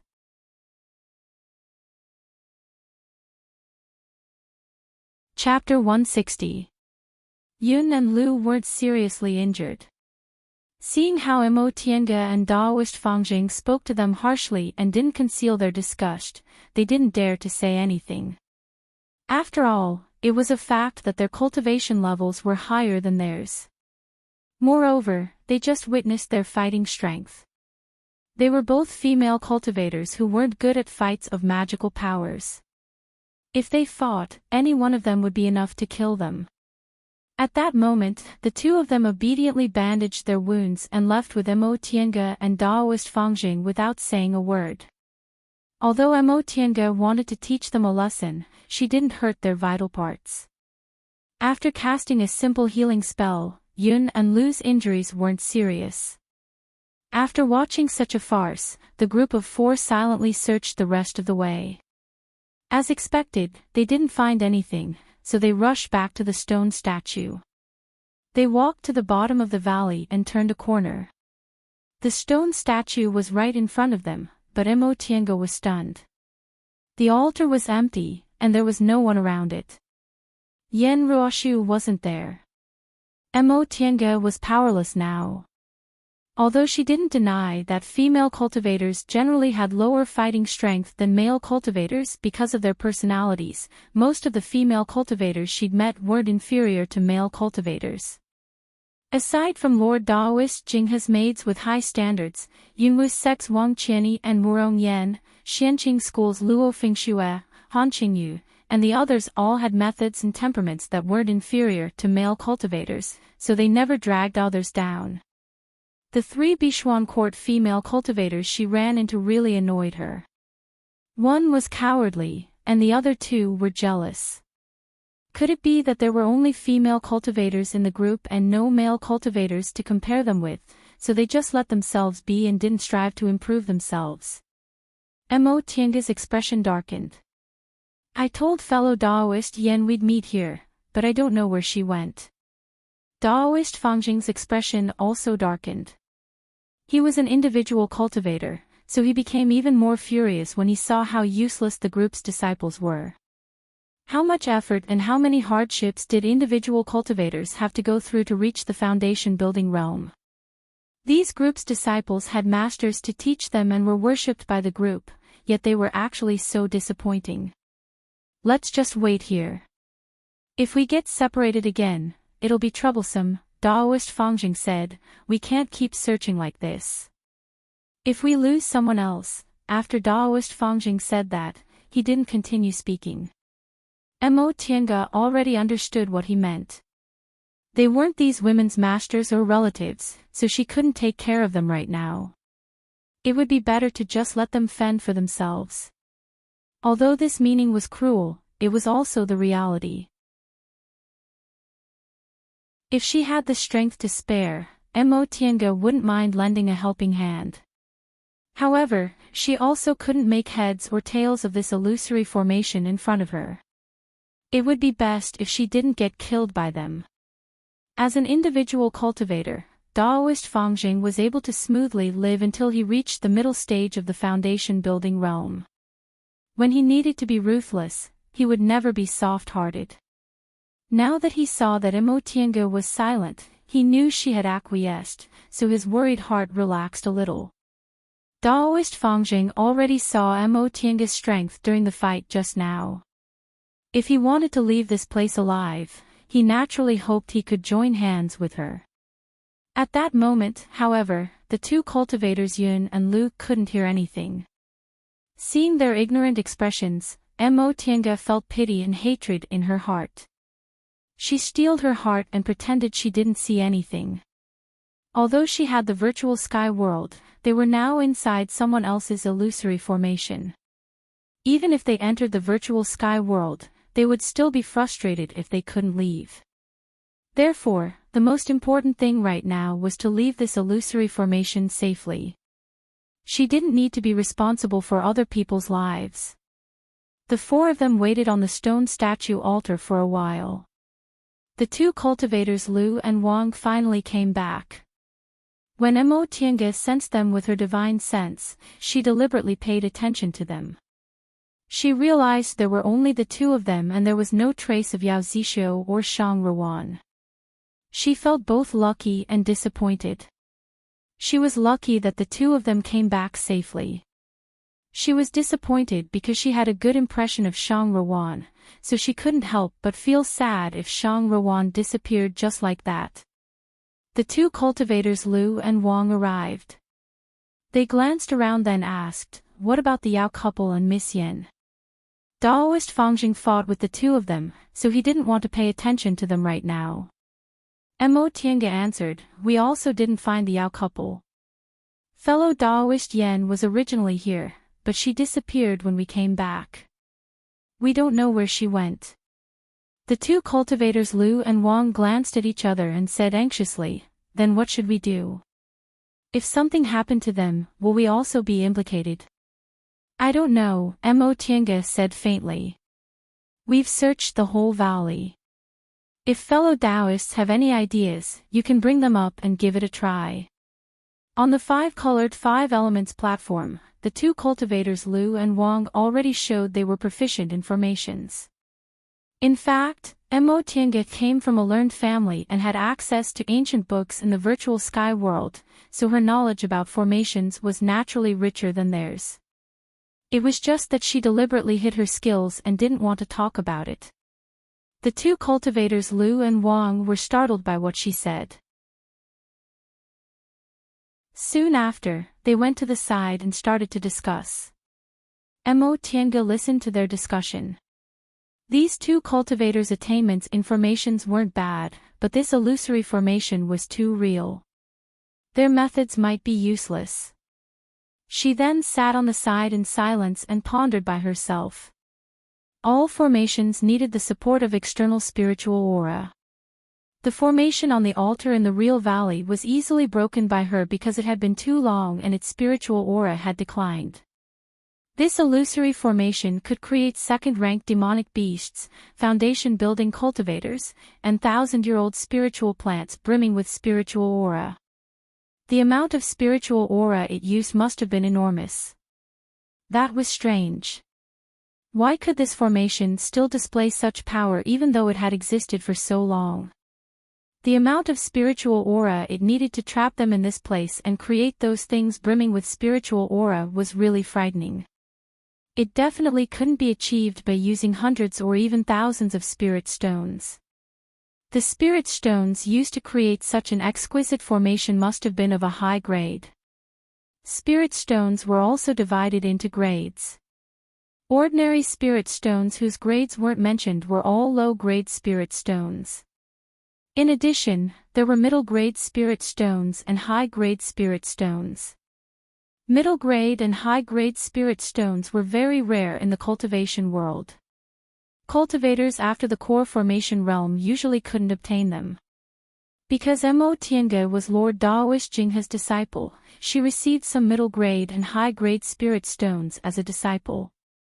But even if she had them, she usually only used low-grade spirit stones. Middle-grade and high-grade spirit stones were reserved for laying high-level formations. The higher the level of a formation, the higher the concentration of spiritual aura it needed. Once the concentration of spiritual aura reached a certain level, it couldn't be increased just by increasing the number of spirit stones. She had to use middle-grade and high-grade spirit stones. Since the spiritual aura of this formation needed was so frightening, Mo Tiange roughly guessed the number of high-grade spirit stones needed was probably more than 1,000 or even 10,000. 10,000 high-grade spirit stones. Mo Tiange thought about it and felt it was terrifying.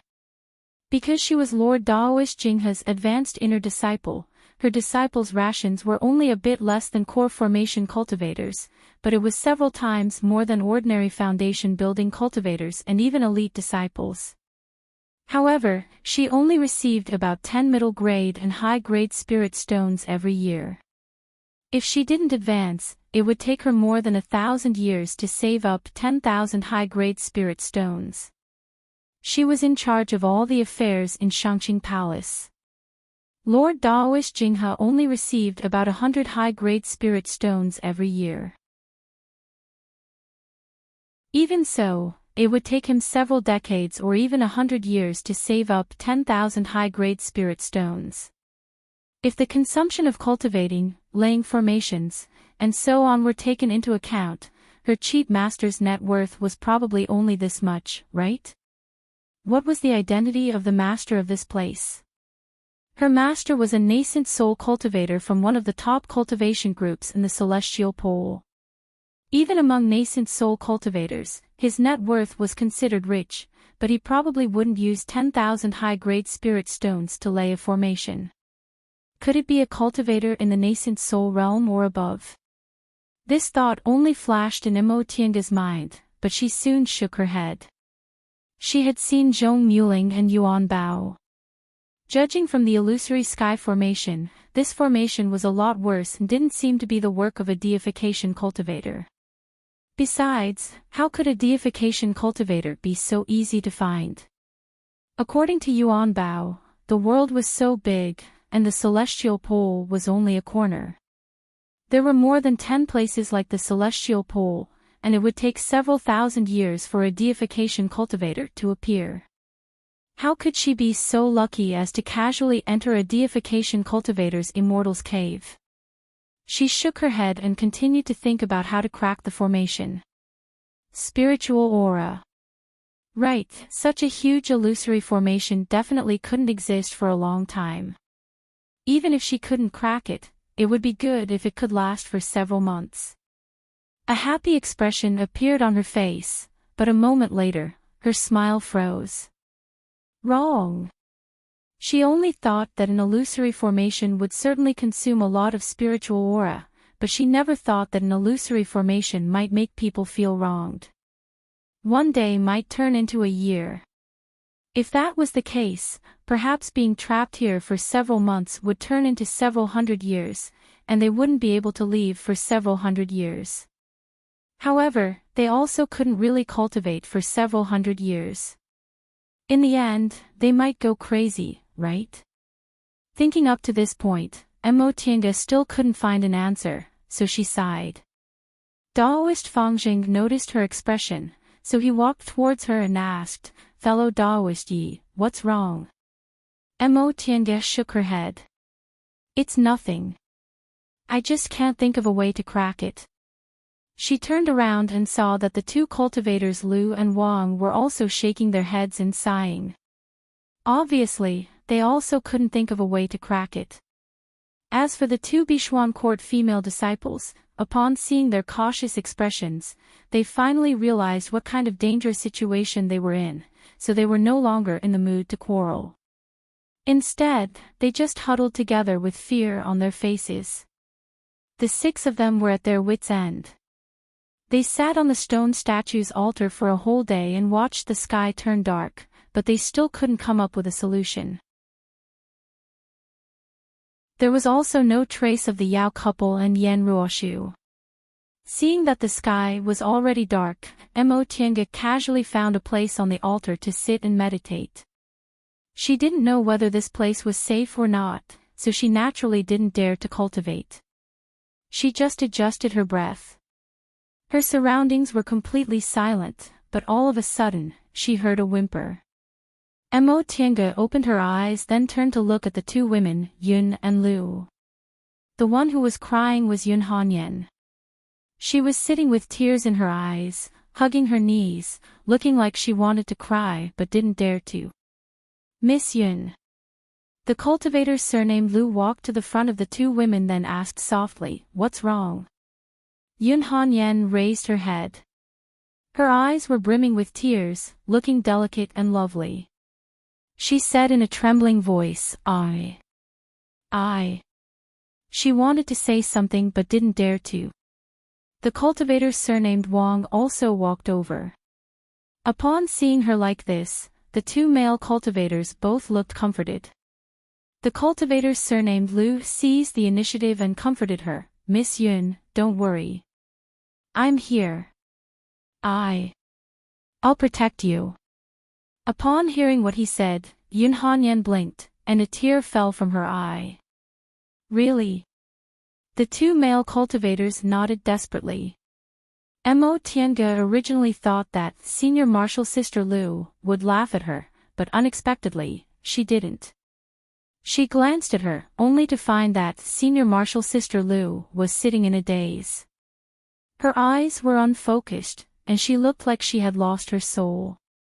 From time to time, she would smile sweetly, but in the end, her expression would be infinitely sad. Emotianga remembered that Senior Marshal Sister Lu and Yun Hanyan were fighting over a man's favor during the day. Apparently, she was thinking about her big brother Tang. However, judging from her expression and the conversation they had during the day, she was probably thinking about sad things. Seeing Yun Hanyan talking to the two cultivators like a little white rabbit, then comparing it to the desolate expression on Senior Marshal Sister Lu's face, Emotianga couldn't help but sympathize with her. No matter who was right or wrong between them, right now, it was very obvious who had more true feelings for her. Yun Hanyan was probably used to winning men's favor like this, but this female cultivator surnamed Lu was now only thinking about her big brother Tang. In fact, it wasn't strange that Big Brother Tang liked Yun Hanyan more. Both men and women thought the other party was very strange. Women liked by men were usually not recognized by the same sex, and men liked by women were usually considered by men to be embroidered pillows. No matter whether Yun Hanyan pretended to be weak or pitiful, men always fell for this trick. But that person shouldn't be like this, right? In his eyes, men and women seemed to be the same. Aside from cultivating, he had nothing else to do. After thinking for a long time, Daoist Fangjing suddenly shouted in the darkness, "Who's there?" Mo Tiange was startled. She immediately stood up and prepared to fight. She spread her divine sense, but in the next second, she was stunned. In the darkness, a tall man slowly walked towards her. He wore a high hat and a broad belt, looked heroic, and his whole body emitted a frightening momentum. The other people's expressions changed greatly. This momentum. He was a core formation senior. After seeing this person clearly, Daoist Fangjing looked at Mo Zhe's reaction out of habit.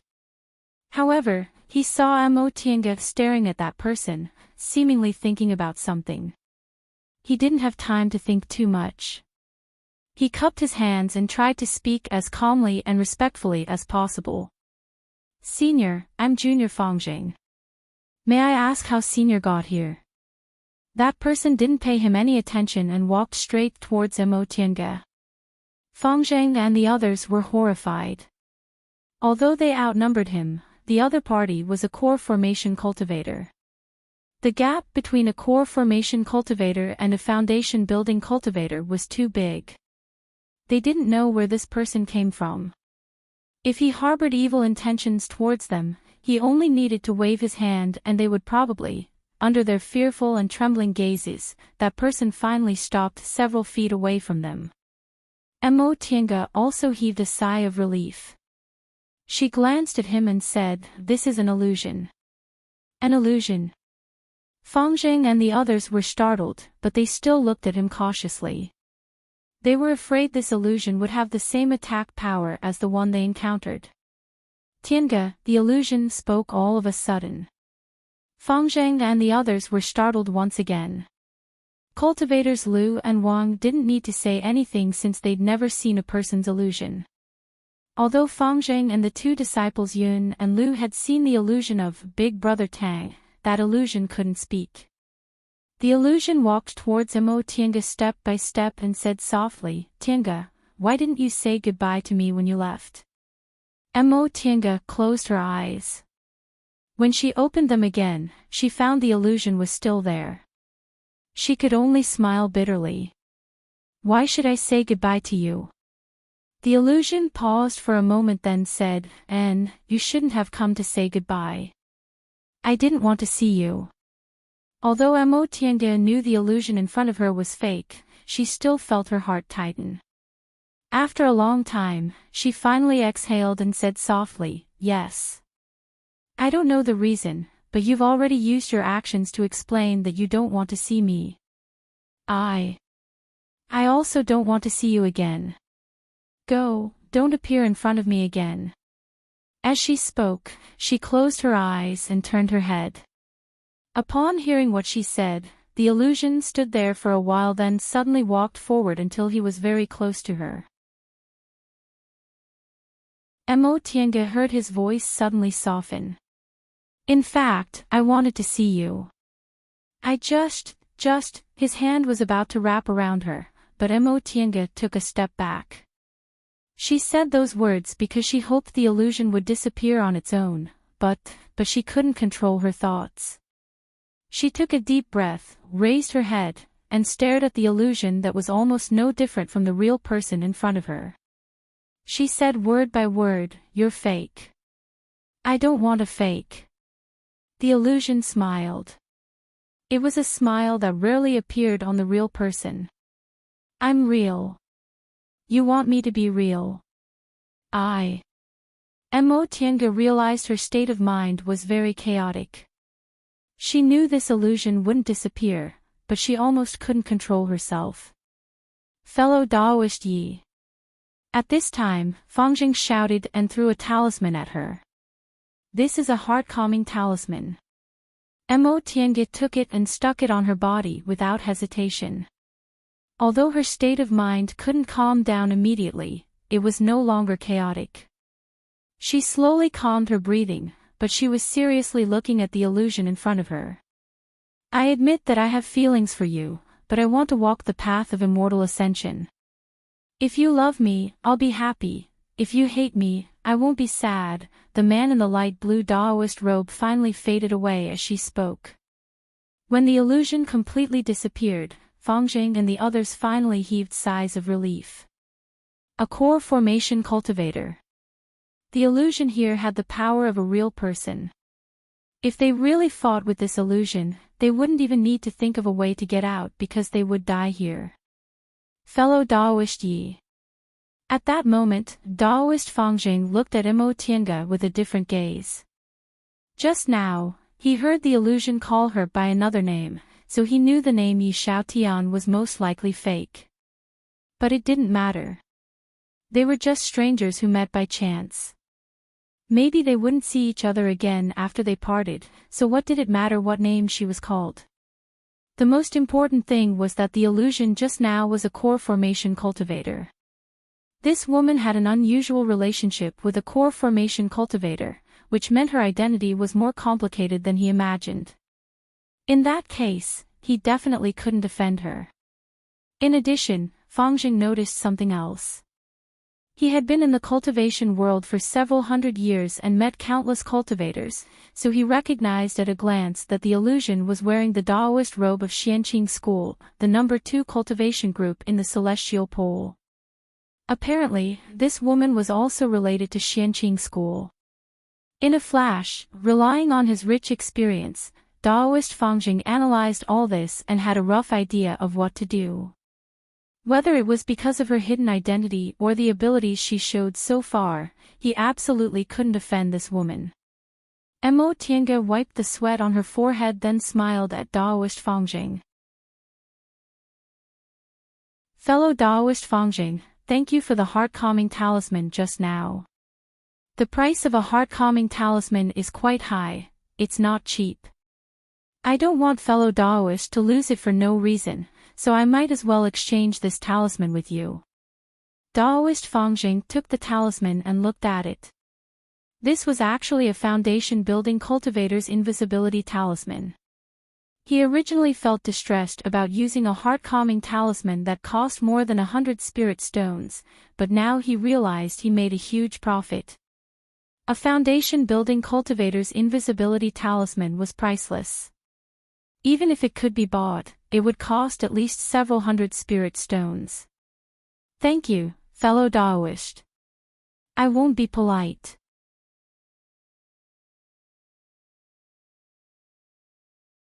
Chapter 161. Imo Tiange had her own considerations as to why she immediately used an invisibility talisman. First of all, she was no longer the miserable little aura-refining cultivator she was before. She had a school and a master, so a mere invisibility talisman wasn't something she felt distressed about. Secondly, although pretending to be a pig to eat a tiger was an extremely effective move, there was no need for it if one was strong enough. There were a total of 5 groups of people here, so it would be very good if these 3 Bichuan court female disciples didn't drag them down. In terms of fighting strength, Imo Tiange didn't care at all. The 2 male cultivators, Lu and Wang, both had relatively high cultivation levels and weren't weak. If they joined forces, Imo Tiange would have a hard time dealing with them. However, the 2 of them weren't united. The Yao couple had great teamwork, but their cultivations were a little low. Daoist Fangjing's cultivation level was relatively high, and he was also strong in fights of magical powers. However, he didn't have many treasures, so Imo Tiange believed it wouldn't be difficult for her to deal with him if she went all out. That being the case, she might as well show her strength. Others might not know, but Daoist Fangjing was a smart man. Not only would he revere her, but he would also sincerely regard her as his companion. In this illusory array, if there was no one to warn him, he would easily fall into the trap. Having an ally was better than being alone. After giving Daoist Fangjing an invisibility talisman, she casually chatted with him for a while then found a corner and sat cross-legged to meditate. Because of that illusion just now, the 2 cultivators Lu and Wang couldn't be bothered to curry favor with Yun Hanyan anymore. Instead, they hid to the side and whispered to each other, seemingly discussing Imo Tiange's real identity. She didn't care what these people thought of her. After they left this valley, they would go their separate ways. Who would know who was who? Just like that, the night passed without any danger.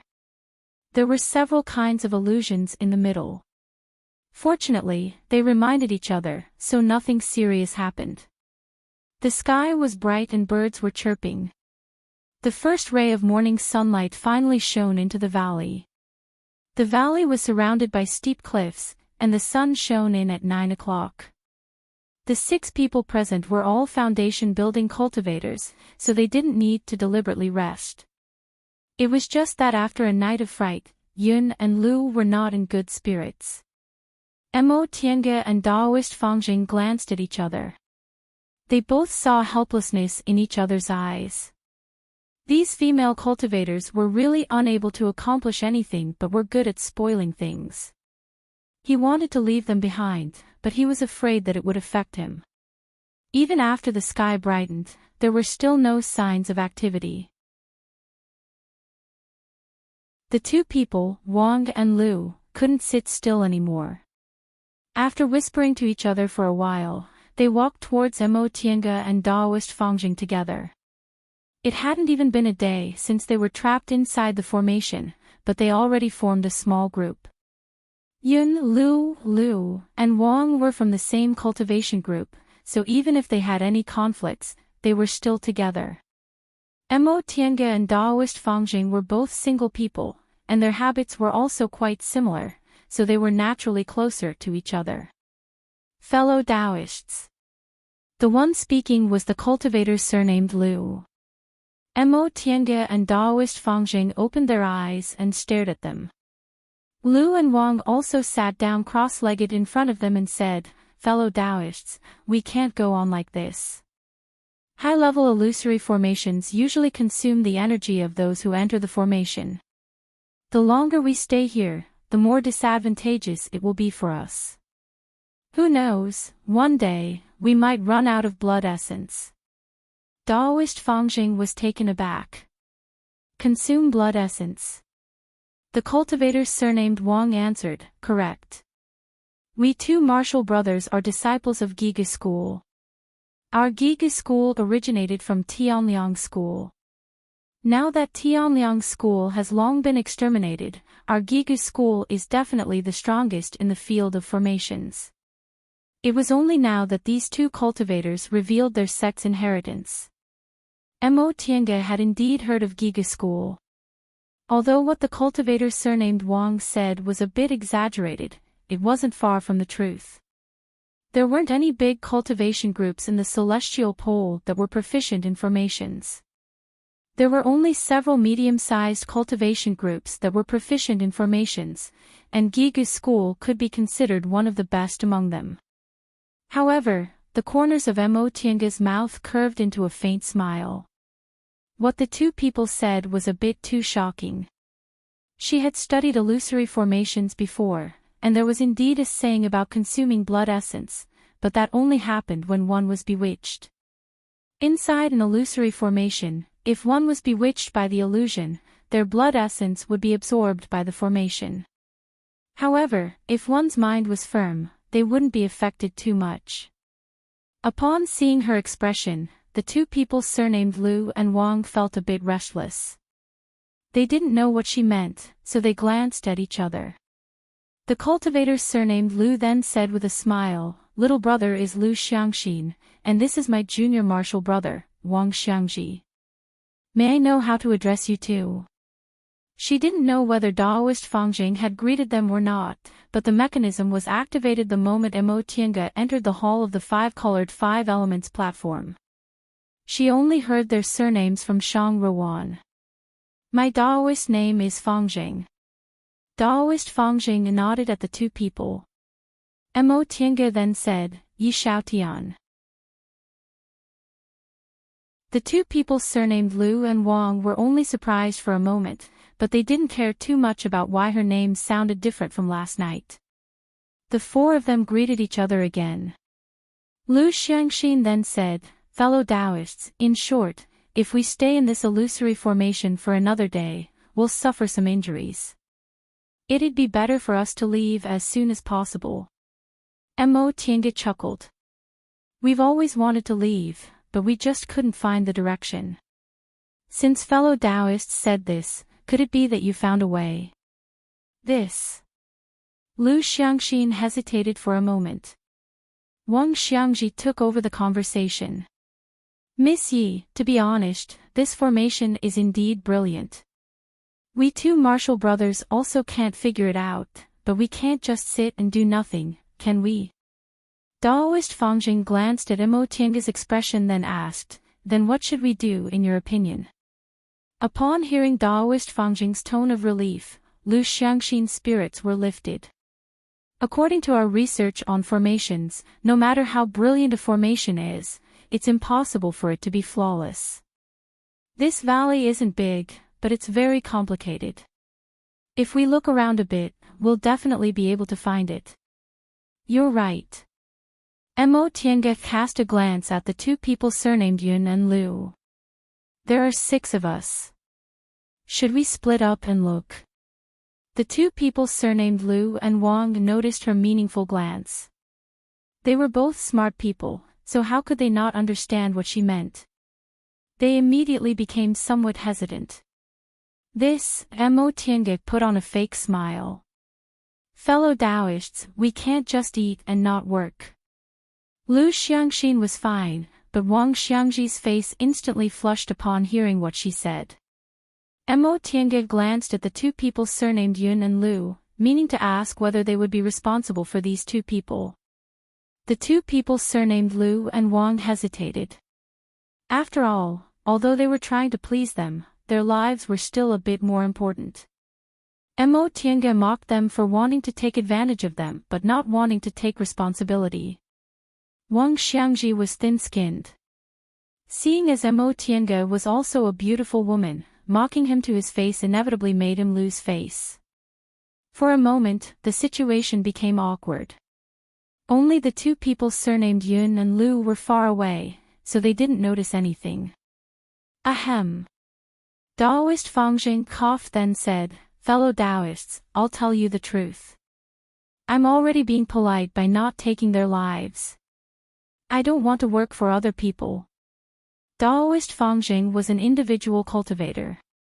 The world of individual cultivators was much crueler than that of cultivation group disciples. Generally speaking, people who didn't show enough strength wouldn't be accepted if they went on an adventure together. Right now, he was already being polite by not making things difficult for these two Bichuan court female cultivators. After all, this matter wasn't the same as agreeing to go on an adventure. The 9 of them were inadvertently tied together. Since Daoist Fangjing already said this much, the two people surnamed Lu and Wang had nothing else to say. They glanced at each other then Lu Xiangxin said, all right, the 4 of us will continue to search. As for the others, we won't care about them. Of course, we'll occupy the 5 elements platforms separately, so it'd be best for us to take our lives into consideration. What he said gained the approval of the other 3 people. After a brief discussion, Lu Xiangxin told the two people surnamed Yun and Lu. Mo Tiange wasn't interested in what they had to say.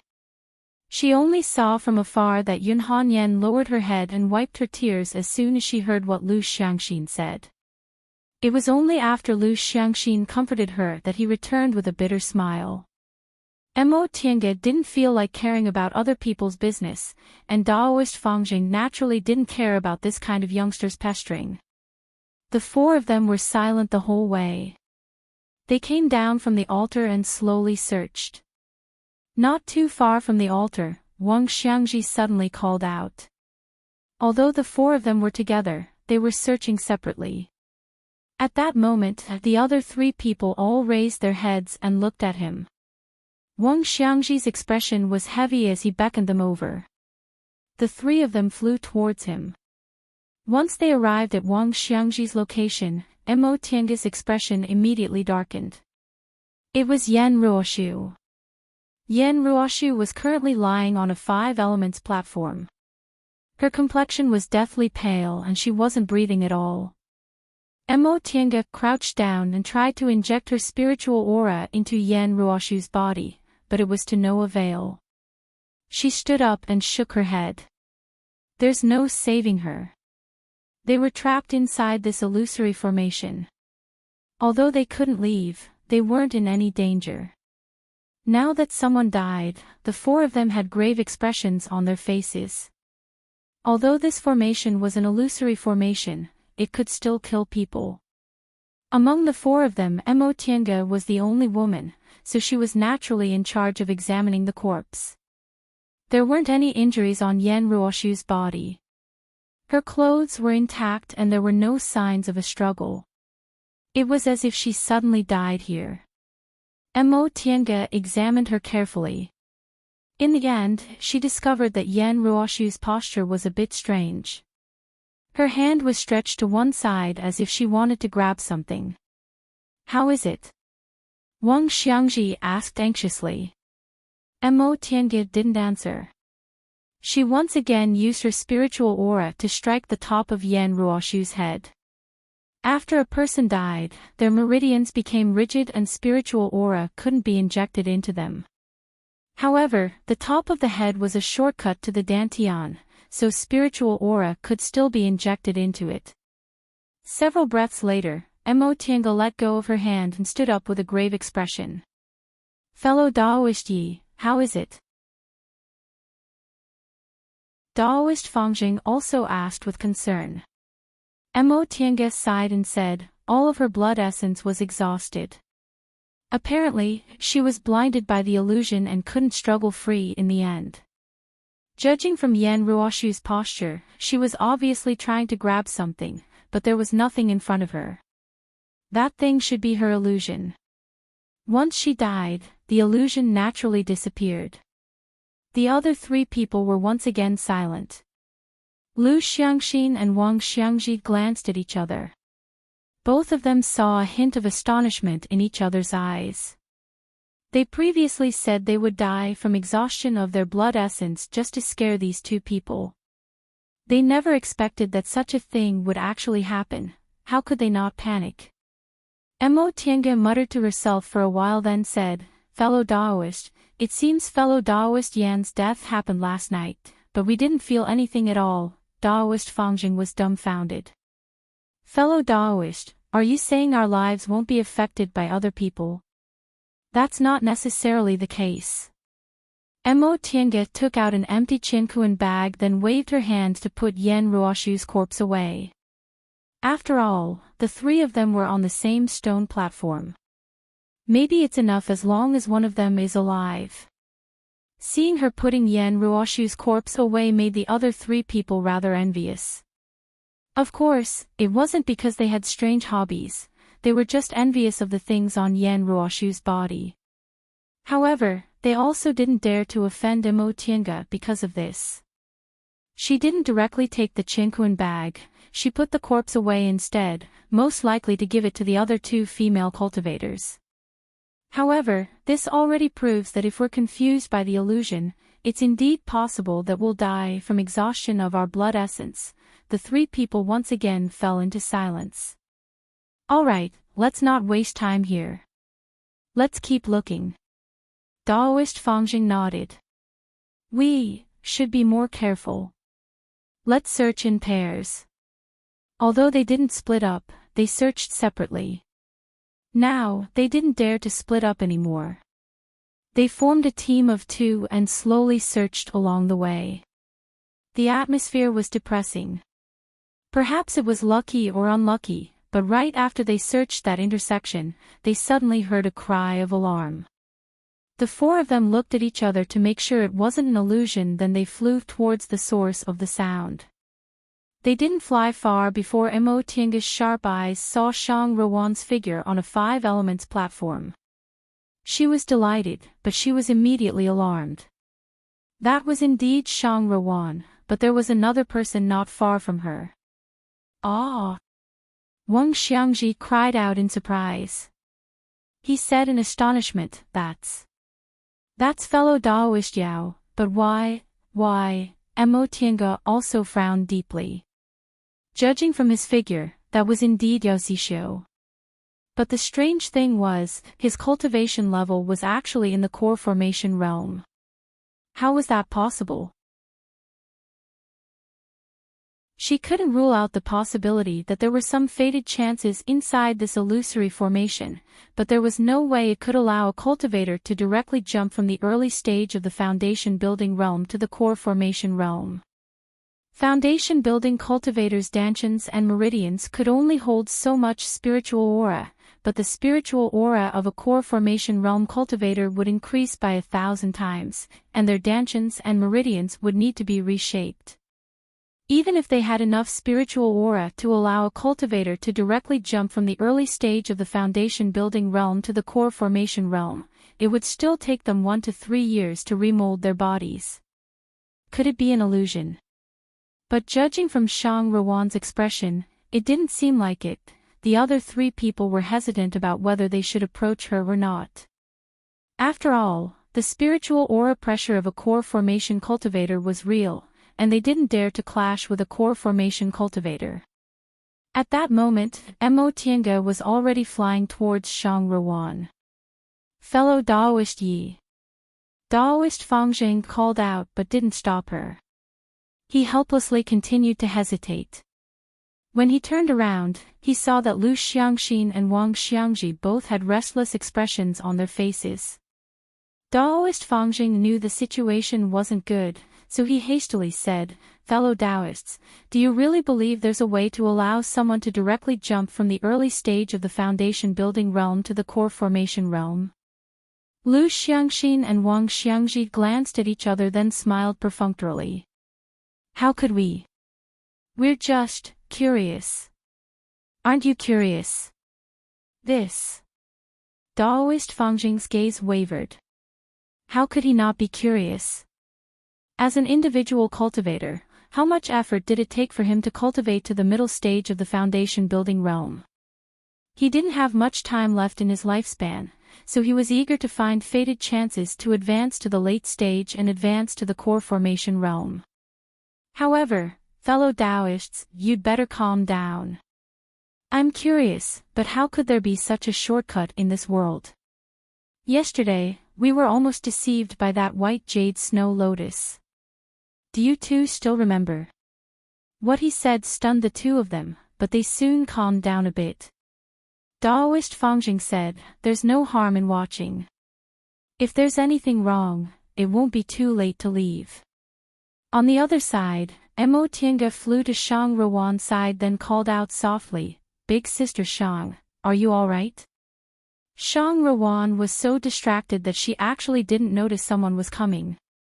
Now that she saw Mo Tiange, she immediately grabbed Mo Tiange's hand and said with a panicked expression, "Little sister Yi, big sister, don't panic."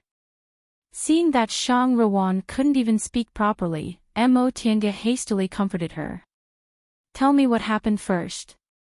Was that your husband?" Shang Ruan nodded absent-mindedly. After taking a deep breath, she was finally able to speak smoothly. "Yes, that was Big Brother Xiu. What happened to you in the end? We looked for you for a whole day yesterday, but we couldn't find you. Why did fellow Daoist Yao suddenly advance to the core formation realm?" Shang Ruan was sitting on the stone platform. Her forehead and cheeks were covered in sweat, but what Mo Tiange said astonished her. "Yesterday. Little sister Yi, when did we arrive here?" Mo Tiange wrinkled her brows slightly. Yesterday. Yesterday. Shang Ruan muttered to herself. Gradually, fear appeared on her face. "No, Big Brother Xiu and I, we've been living here for 3 years. Mo Tiange was also terrified when she heard what he said. 3 years. The 6 of them had indeed only spent 1 night together, but why did Shang Ruan feel like 3 years had passed? "Big sister Shang, calm down. Tell me slowly, what happened to you?" Under Mo Tiange's reassurance, Shang Ruan finally calmed down a bit. She said slowly, "After the 5 elements platforms were activated, Big Brother Xiu and I came here. We discovered that this place was full of spiritual aura and was very suitable for cultivation. It was also as beautiful as a fairyland, and there was no one to disturb us. Although we couldn't go out, this place was no different from a paradise, so I suggested we stay here.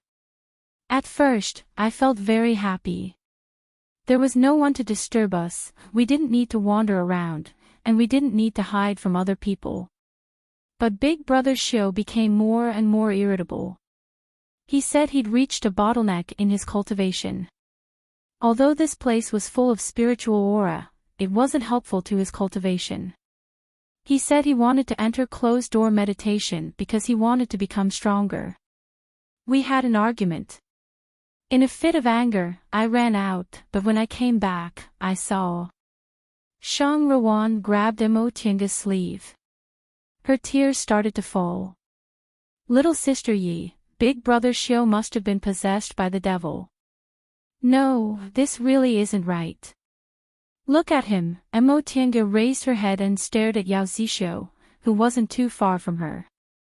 Yao Zishu seemed to be cultivating some kind of secret technique.